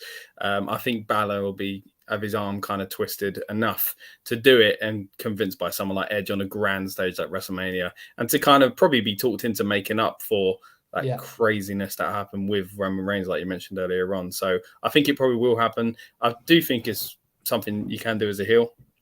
But I understand that it doesn't seem... I understand his point of view that it doesn't fit the Judgment Day, but it definitely could fit the Judgment Day. We could just see a purple version of Demon and everything would seem okay. And the Demon, the Judgment Day might die at Mania. Let's not forget. I think if it does... The way I'd like to see it is if Dom loses and Judgment Day turn him sort of like NWO turned on Hogan, and then Dom becomes a babyface out of that. Even though, again, I don't want to see... I like what Dom's doing. I like them all, but I think you're right. I think is Dom beating Ray? Is Rhea turning in the match? Got Andy so much to you, mate. Yeah. I know part of that question that was there before was about Gangrel. You could have Gangrel because Damian Priest's not got anything on, so there's no reason why Gangrel can't be the kind of equalizer to make sure that he doesn't get involved in that match. It's an interesting one because I liked Edge's promo on Raw where he basically said, like, I've wasted so much time on you guys. I need to get done what I came back to do. I used to listen to the Edge and Christian podcast quite a lot, and it was really interesting whenever Edge would interview people that were currently wrestling. He seemed to have a lot of ideas, and like there's certain things he'd give advice on and say, like, like, have you tried this? And he used to speak very highly of Finn Balor, so I wouldn't be surprised if he does want that chance to kind of go toe to toe with the Demon. But I thought with Edge there's probably one more championship shot, probably against Cody in the future coming. So if Finn does go over, then I don't know where that leaves Edge's credibility as a kind of challenger, because then there's all sorts of questions about why isn't Finn getting chances and stuff at the championship again as well. So it's a very hard one to call because I don't think Edge would want to give up another WrestleMania match and things like that. So really interesting. But yeah, in terms of the Demon, what is a demon inherently is evil. So why can't it be a heel thing? Like it's I think the Demon was always was the dark place, and Balor became almost like an anti-hero, didn't he? But because he always used it as a monster that he gave himself to take down a bigger villain, to take down a real evil. He went to the dark side to do that. But I think, like, from a visual point of view, we've never seen a heel demon. So I'm excited to see what that could be. And we know that, for example, The Fiend, we saw The Fiend as a babyface and a heel in different times. I know he was always officially a heel, but when he was fighting, what the hell was that awful stable called? Retribution. Like when he came out and battered Retribution, we were cheering The Fiend for battering these guys who had go away heat. I think it can work as both because the Fiend and things like that work as both. So I'm open to it, but I didn't realize I wanted it until this week on Raw, and now I'm like, oh. And I think I'm being selfish again because we're in the building. I want to know what that looks like in person. I want to see it, you know.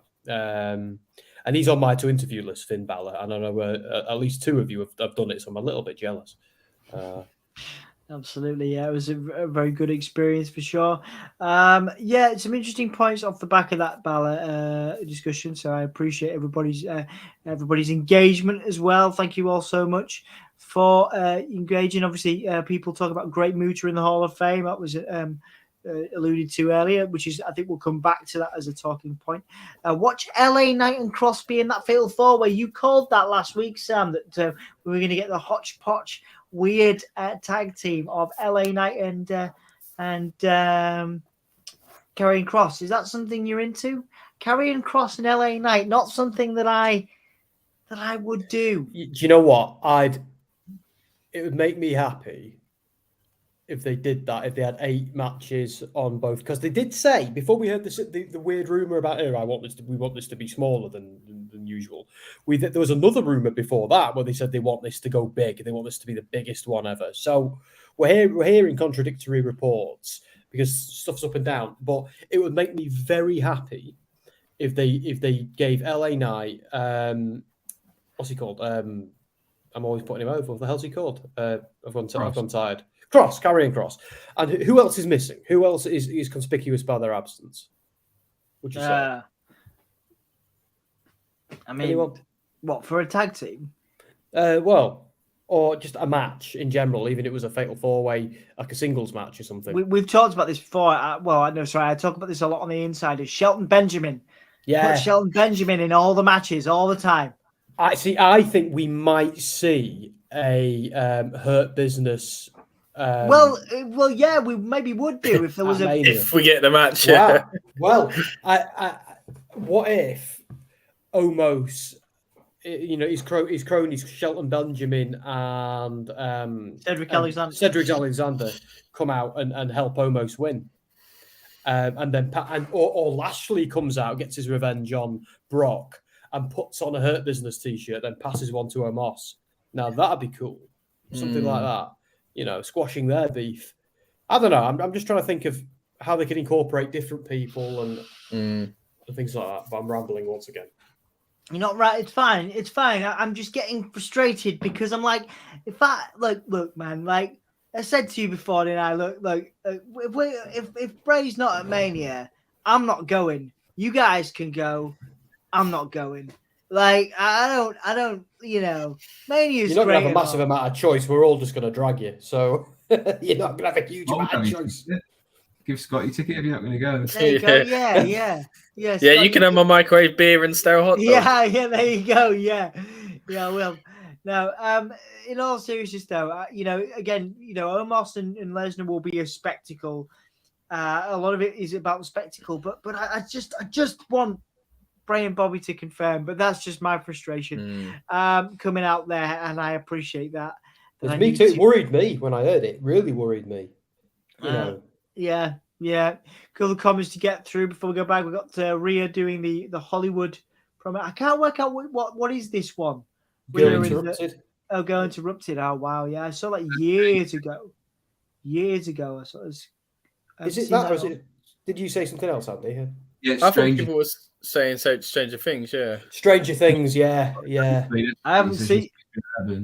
Which is technically a film, so that's a bit weird. But yeah, I haven't seen Girl Interrupted in years.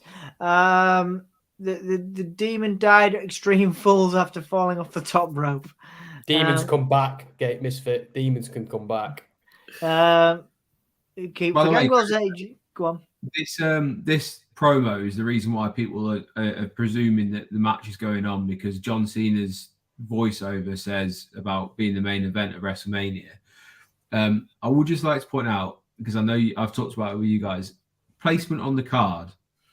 Look at tonight, prime example. That Charlotte versus Rhea showdown happened bang on the middle of it. It happened at 1 a.m., pretty much on the dot. This is going on. This match between Sheamus and Drew is happening now, which means the show is being closed again by the Bloodline. So if anyone's going to seriously try and tell me that the Bloodline tag team match isn't going on as the main event of night one, they're deluded. It's not possible. Every week for the on Raw and SmackDown, it's been Kevin Owens, Sami Zayn, and the Usos, or Solo Sikoa. So please, let's cut the crap. The Wrestling Observer is wrong. I'm sorry. I know I'm a lowly wrestling journalist, but Dave Meltzer can absolutely do one because there's no way that's right. Yeah. Oh, no, I totally see your point there. Yeah. Anything to add to that, guys? Well, I just say, kind of touching on what we said earlier on. As much as I respect both those women, the match and storyline doesn't deserve to be on last, headline it, however you want to say. The past few years has been fantastic. We've all talked about it before in person and on streams about this women's, revolution, how things have changed, and how great it is to not even be talking about firsts anymore and stuff like that. But it doesn't mean we have to have a women's match close the show on one of the nights. This year, there is not a single women's feud that is deserving of the main event spot at WrestleMania. That's just the way it is. Is Charlotte fantastic and an act that could any other year? Yes. Is the Rhea storyline, what she's been doing in Judgment Day, one of the best things in WWE at the moment? Yes. But it doesn't mean they are the greatest thing to close the show. And what is the Bloodline and Sami Zayn. It's been the best storyline over the past 6-10 months, whatever it is now. So they deserve to close the show. The other night will be closed, of course, by Cody Rhodes and Roman Reigns. And that's just the way it's got to be. If it was done any other way, it wouldn't make sense. Yeah. And it's those two words, them two little words, Sami Zayn, right now, which is the hottest thing. They've done a good job to remind us of how cool Cody is, and they've got the fans happy about Cody again, thank God. But because for a time it was a bit shaky, they were a bit worried, and Cody has to keep buddying up to Sami Zayn to be like, "Look, we're mates." Look, they played it so well. They really have so well. But it's but let's not forget, Sami Zayn is still over as Rover. And he is over as Rover. You're absolutely right.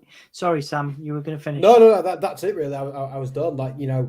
So that is all. That might be all the evidence you need to support what you two guys are saying.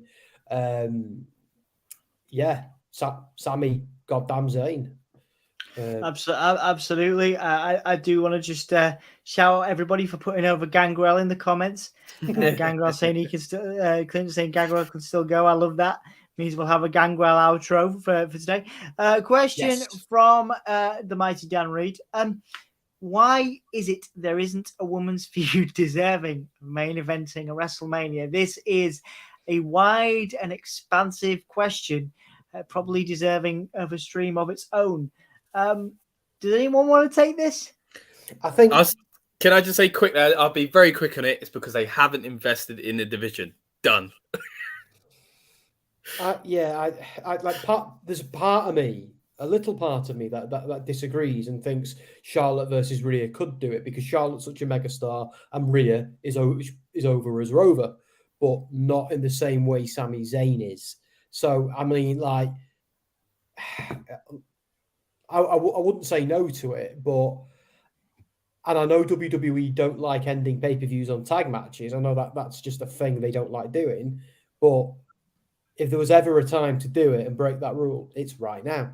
And I'll be kind of disappointed if they don't. I think Rhea and Charlotte are going to give us an amazing showing, and I think that should be the second last match. And again, I'm not against it if they do close the match with it, but I do support what you're saying, Scott. It's not an attack on the women's division or any of the performers. It's just that this isn't the Becky Lynch, Ronda, Charlotte thing that we had a few years ago. This just isn't. It hasn't got the same prestige. And I think a large part of that is because Rhea Ripley is involved in too many storylines. If they had flipped this around, if they had broken up the Judgment Day sooner, or got her just stop reminding us of the Beth Phoenix thing. So I'm not so sure. I think it's what you said, and I think it's all those factors. I think they picked the wrong few. They picked the wrong matchup. To me, the better creative and the better storyline was the one that they had already been building, which was supposed to be Bianca versus Rhea. Something has to have changed for them to have gone down this route. But I think, they're not kind of invested in the division. There's been a bit of a dearth, I would say, in terms of call-ups from NXT. That sort of conveyor belt of talent has dried up somewhat in terms of moving, especially the women, because the women's division on NXT has been actually all right, like for what it's worth, but maybe not to the extent where you can bring someone up and put some heat behind it. But yeah, I'd also say, look at the tag team match, the 6-women tag team match. They've got Lita and Trish, who are two of the most over women that they've had in WWE. And every time that section's on, it falls on its arse because there's no heat behind that either. Something's gone horribly wrong there. So they've booked themselves into a corner, into the wrong direction as well. It's just all gone a bit wrong. And just I'd also like to 2 points before I kind of pass on. What Scott said before, I wouldn't be mad if the 2 women's matches had the most heat that they had both nights of WrestleMania. It's not a case of it's anything to do with them being women. I would rather just the 2 hottest things get the 2 main events.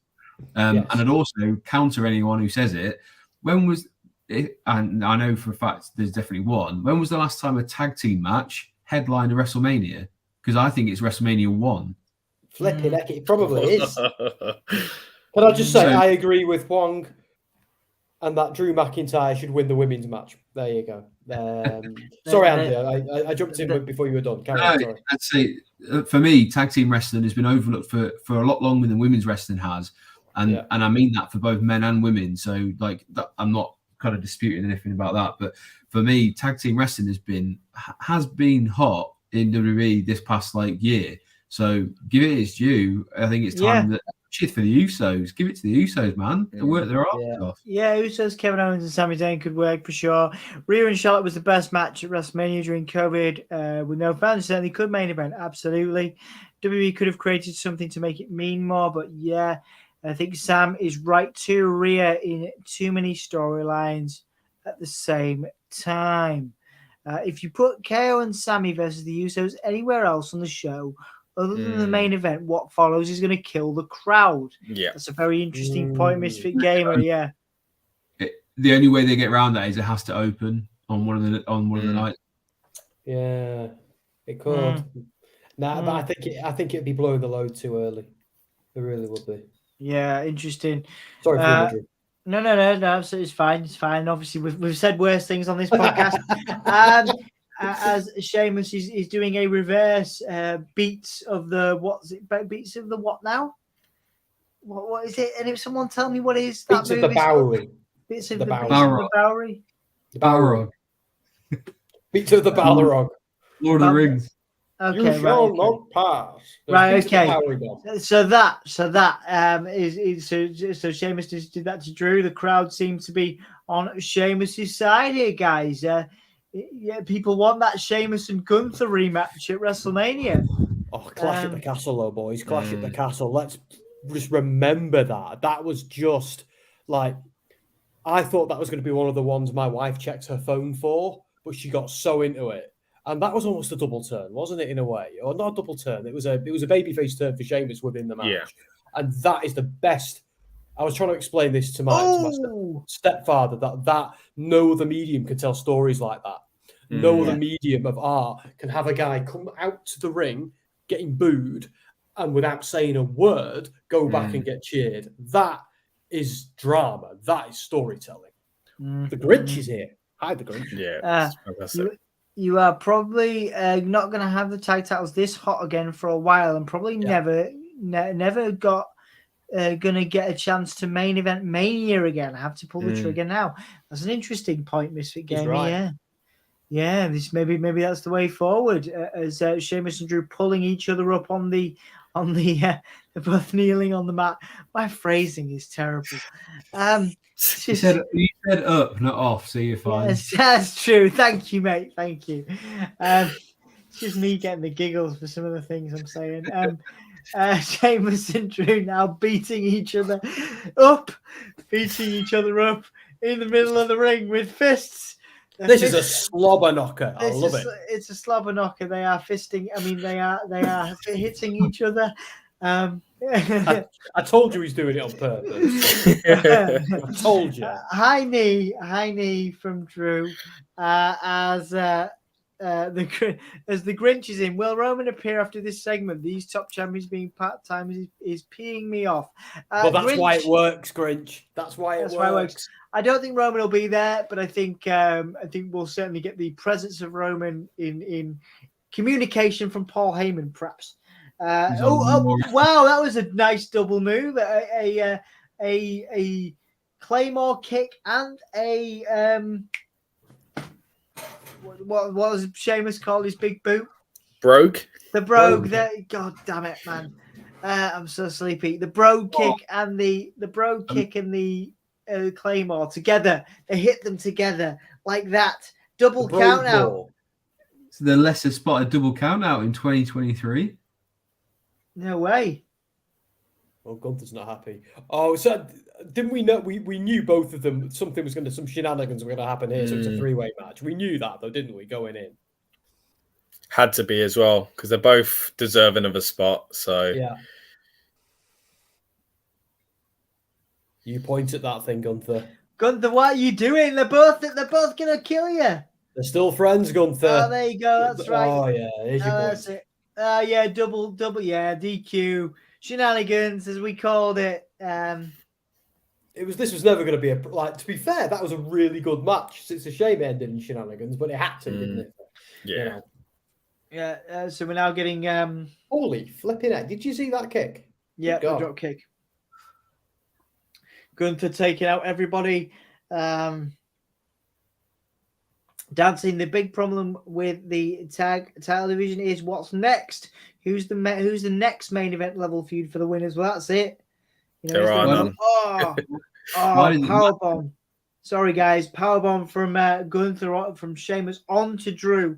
Gunther looking massively in control and in power in this feud as we inevitably head for a triple threat. Yeah. So that's a good question. Maybe we never get another main event feud for a tag team title. Maybe Mania is it, but then I suppose it seems a bit anticlimactic there. Yeah.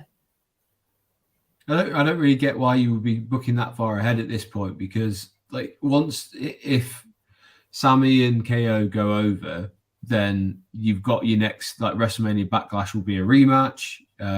You continue the storyline of Jey Uso, arguably. I would go so far as to say that you should be splitting the tag team belts up, or I don't even mind them actually being together, or unify them properly with one belt.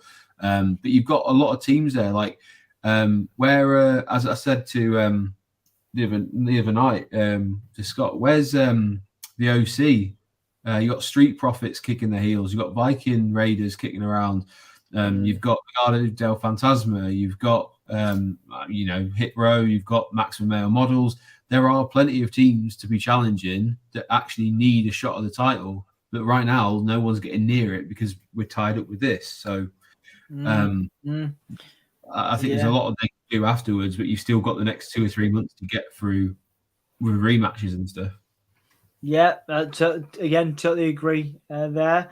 I just want to try and get through these comments before we kick off the final segment, which will be the conversation, I guess, between Jey and Sami with no interference. I'm sure there'll be no interference at all.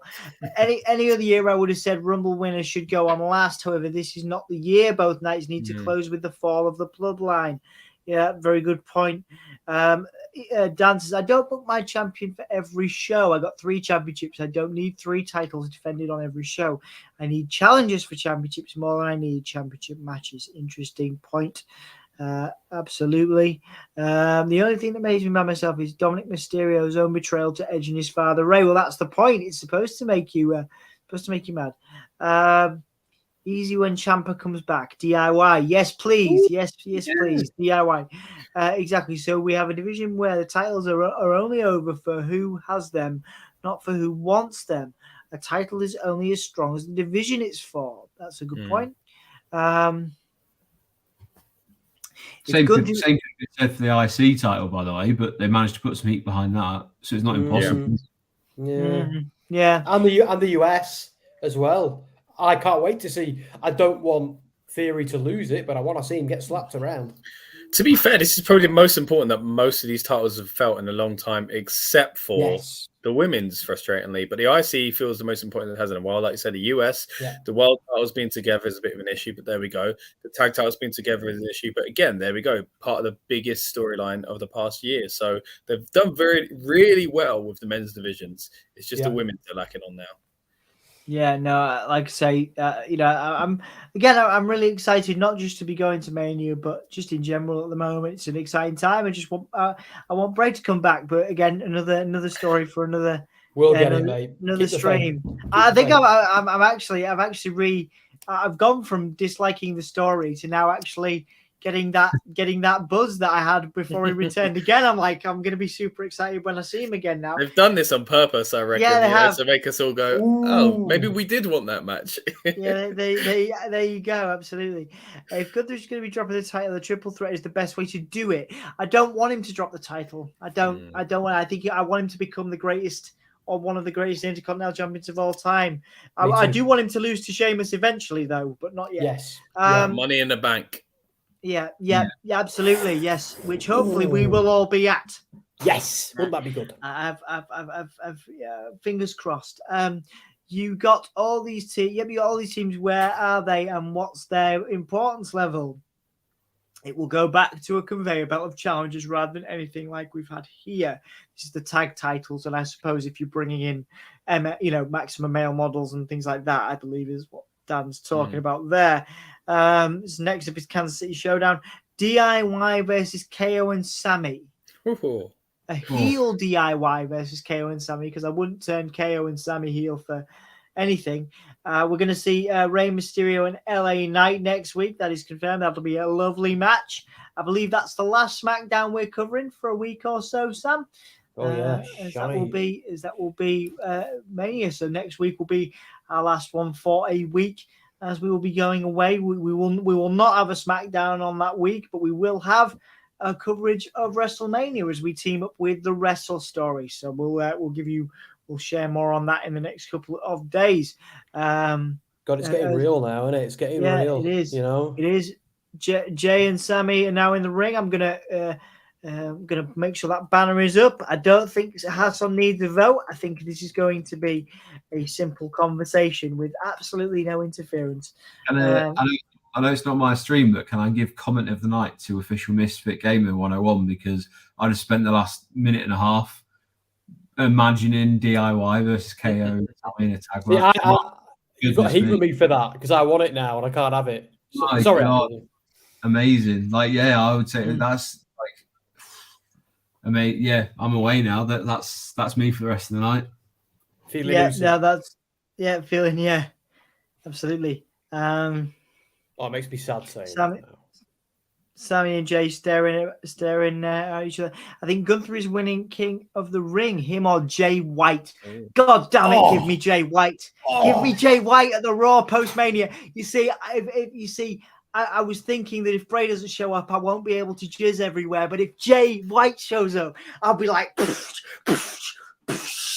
everywhere, all over your faces. It'll be everywhere. I'm glad I'm not coming now, mate. Yeah. This is when I got to the bar for a warm beer. You can have a warm something. Right. That's what you'll say, yes. Right. Let's cover the action with not my jizz. No. Right. So Jay's saying it was his job to protect his family. That's also what you'll say. So Jey Uso basically saying it's Sami's fault. Saying it's Sami's fault. Sami betrayed the bloodline. Actually, everything would have been okay if Sami hadn't made that decision. Would it have been? No, it wouldn't have been, though, because Roman was just being an absolute. Let's have a prop for Jey Uso's emotion here.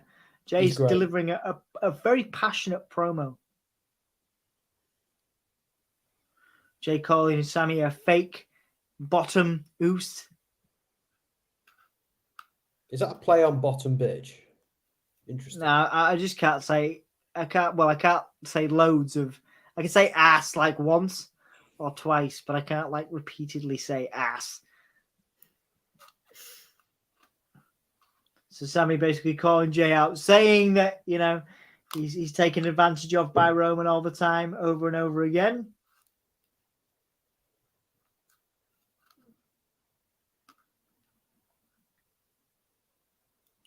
Sami's saying he doesn't think he's mad at him. Wait, Sami's saying that he doesn't think Jay is mad at Sami. He thinks Jay is mad at himself.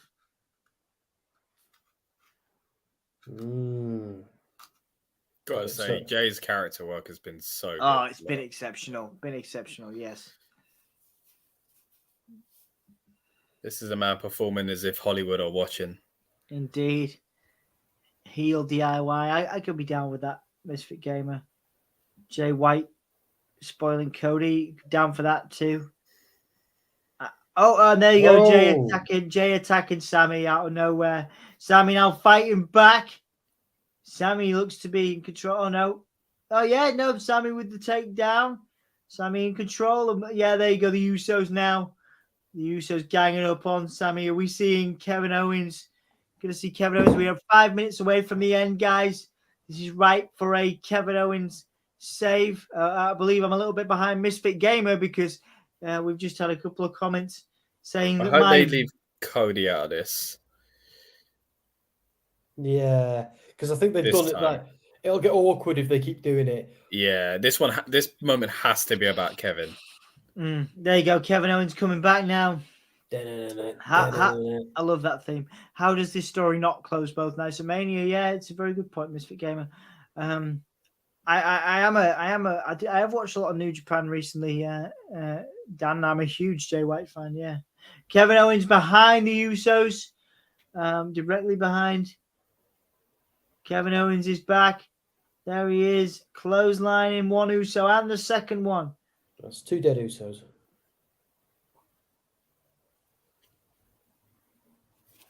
Kevin Owens coming to help Sami. Adrenaline. Yeah, my soul. Cody Rhodes. There's a stunner from Kevin. Yeah. Is this the bit where they hug? Is this the bit where they embrace? Pop up power bomb. Bang. Another dead Uso. Are we gonna embrace? I was gonna say with this. I fantasy booked the hug weeks ago, if you remember, guys. Yeah, we might embrace. Oh, there'll be plenty of embracing going on when we're all there, Andy. Especially when we've all got a few beers in us. A few warm beers and hot dogs. Warm beers come first. Are we going to see it? Are we going to see it, guys? Are they going to hug? Are they going to hug? Hug it out. Hug it out. Hug it out. Yes. Yeah.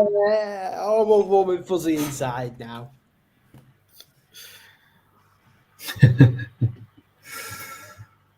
What else am I going to be right about, though, Dom?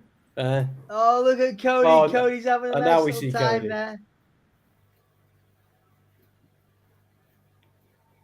Misfits right. That's one hell of a pot. Yeah, absolutely. There's your tag team champions post-Mania.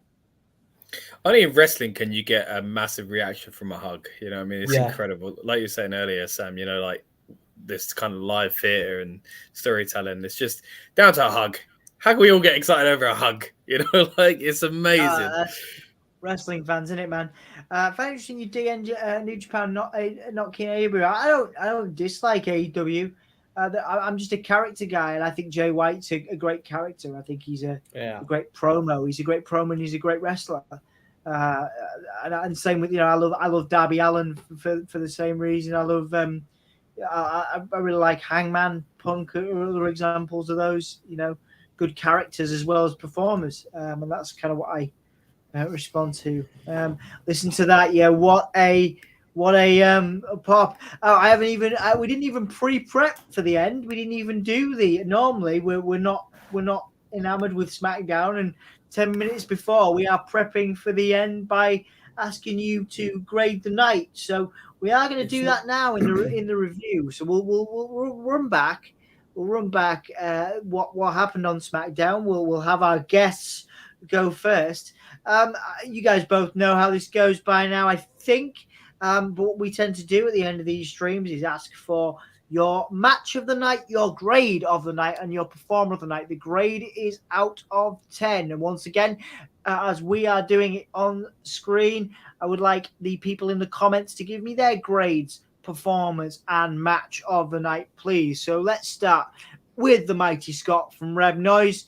Your grade, performer, and match of the night, please, Scott. Let's say grade. You know what? I don't watch. I was saying earlier on, I don't watch these shows that often, so maybe it's just the hype of watching it with you guys, because it has been a really enjoyable stream. But I did quite enjoy that SmackDown. There was still a lot of things in it where I was like, "Why is this happening?" But they seem to be going somewhere at least. So I'm going to give it a solid 6. It was a good SmackDown. I thought it was a decent show. Performer of the night, I'd say.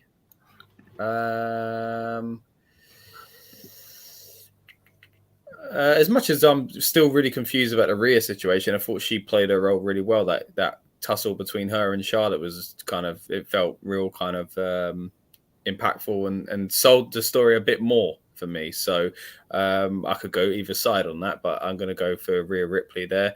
And match of the night, I'm trying to think what matches did we even see? I'm clearly a story-based guy now because I've completely forgot about the matches themselves. Yeah.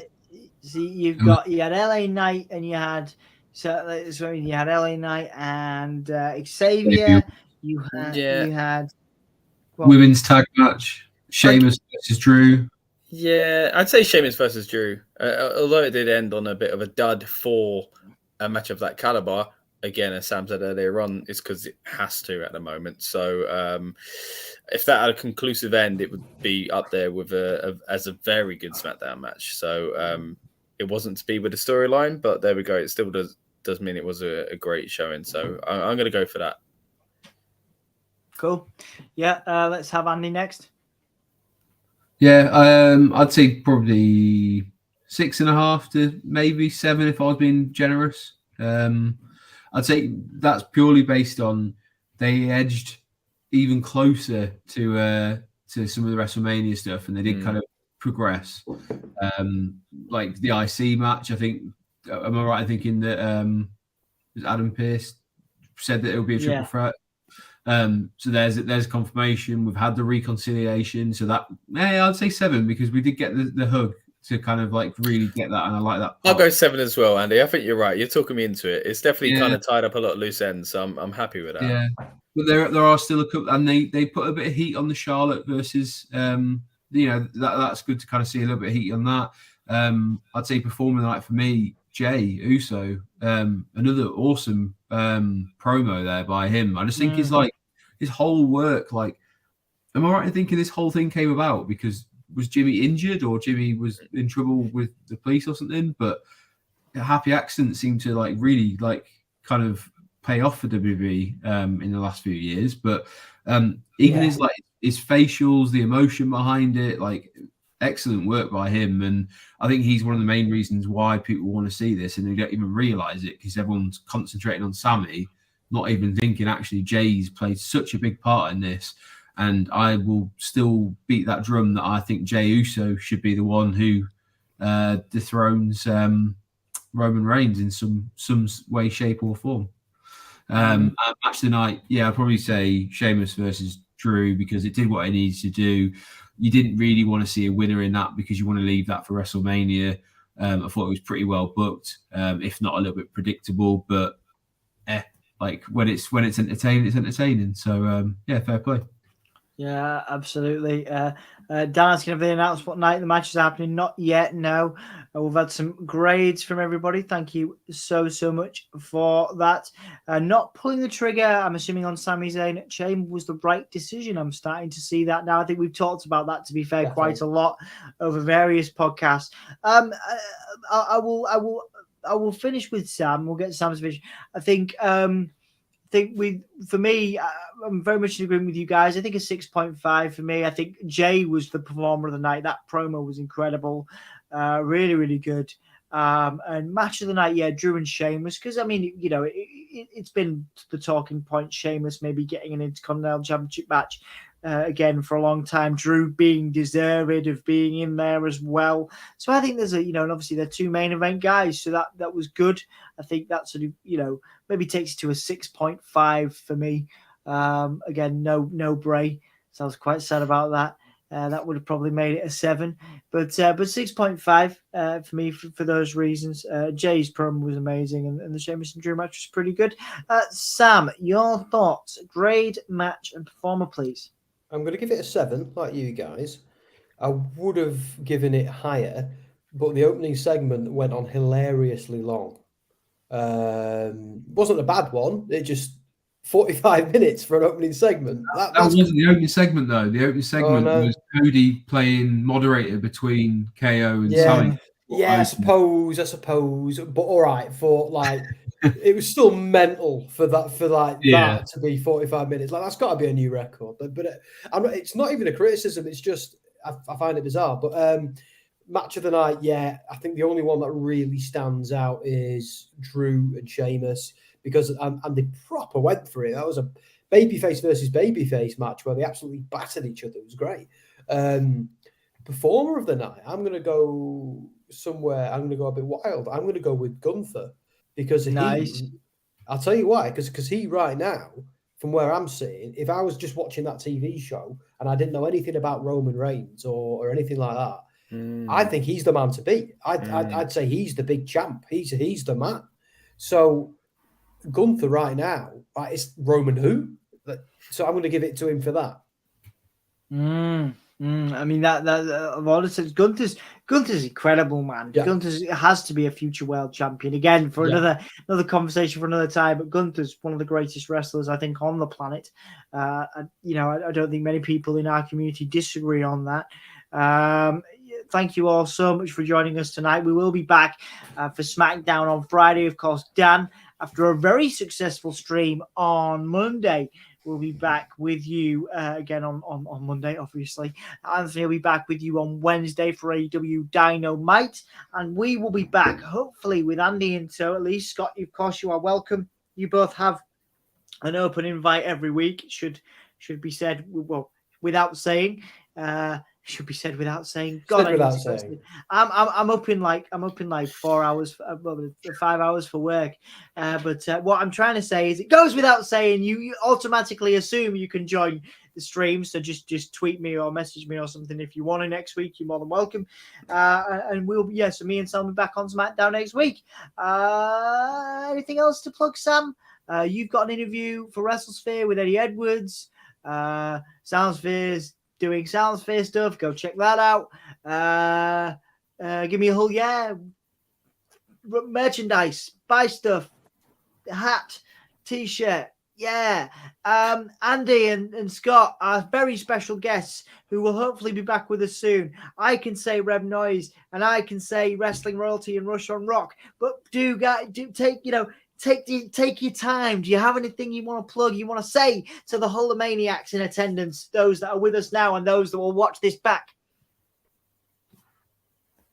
Me first? All right. Yeah, well, firstly, thank you guys for having me on once again and the open invitation. I really do appreciate it. It's always fun to chat to you guys and do these kind of streams as well. And thank you to everyone that's kind of supported you guys, but us joining here as special guests tonight. There's been some great comments that it's been really nice to jump on top of and kind of discuss in depth as well. And as tired as I am, I still feel good about things. So yeah, that's a thanks to you guys and thanks to those in the comments. Where you can find me, like you said, is Rebellious Noise. Many kind of things that we cover, whether you're into food and drink or you're into football. But if you're into pro wrestling, of course, we're covering that as well. We've got the Rebellious Noise Pro Wrestling channel here on YouTube, at RN Pro Wrestling on Instagram and Twitter as well. So I'd appreciate if you could follow us on those platforms and, of course, subscribe. But yeah, most of all, thank you very much to you guys here at Give Me a Whole Year, and looking forward to being back again. Absolutely. We'll have you back as soon as possible. Guys, thank you so much for the comments. Like I say, we really appreciate it. You can obviously find us on Twitter and Instagram and stuff. We're trying to get our Facebook back for those that are interested. We're trying to what the hell, man? We'll figure that out if we can. But you can find us on social media if you got any questions, comments, and things like that. Guys, we'll see you next week on Friday, hopefully with Andy. And Scott will be back soon as well. I can't think of anything else to plug. I'm super tired. But yeah, thank you guys. Thank you all so much. This has been absolutely wonderful. I've had a great time.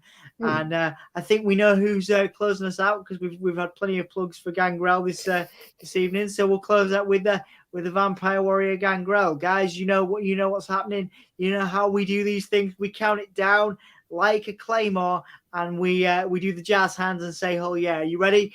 Fantastic.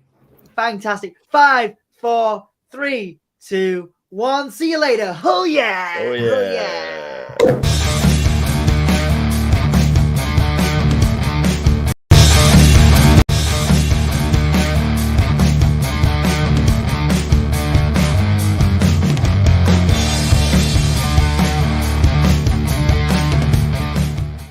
Gangrel, the Vampire Warrior. Hello and welcome to Give Me a Hole Yeah podcast. I hope everyone in Yorkshire and beyond is having an awesome day. Keep fanging and banging.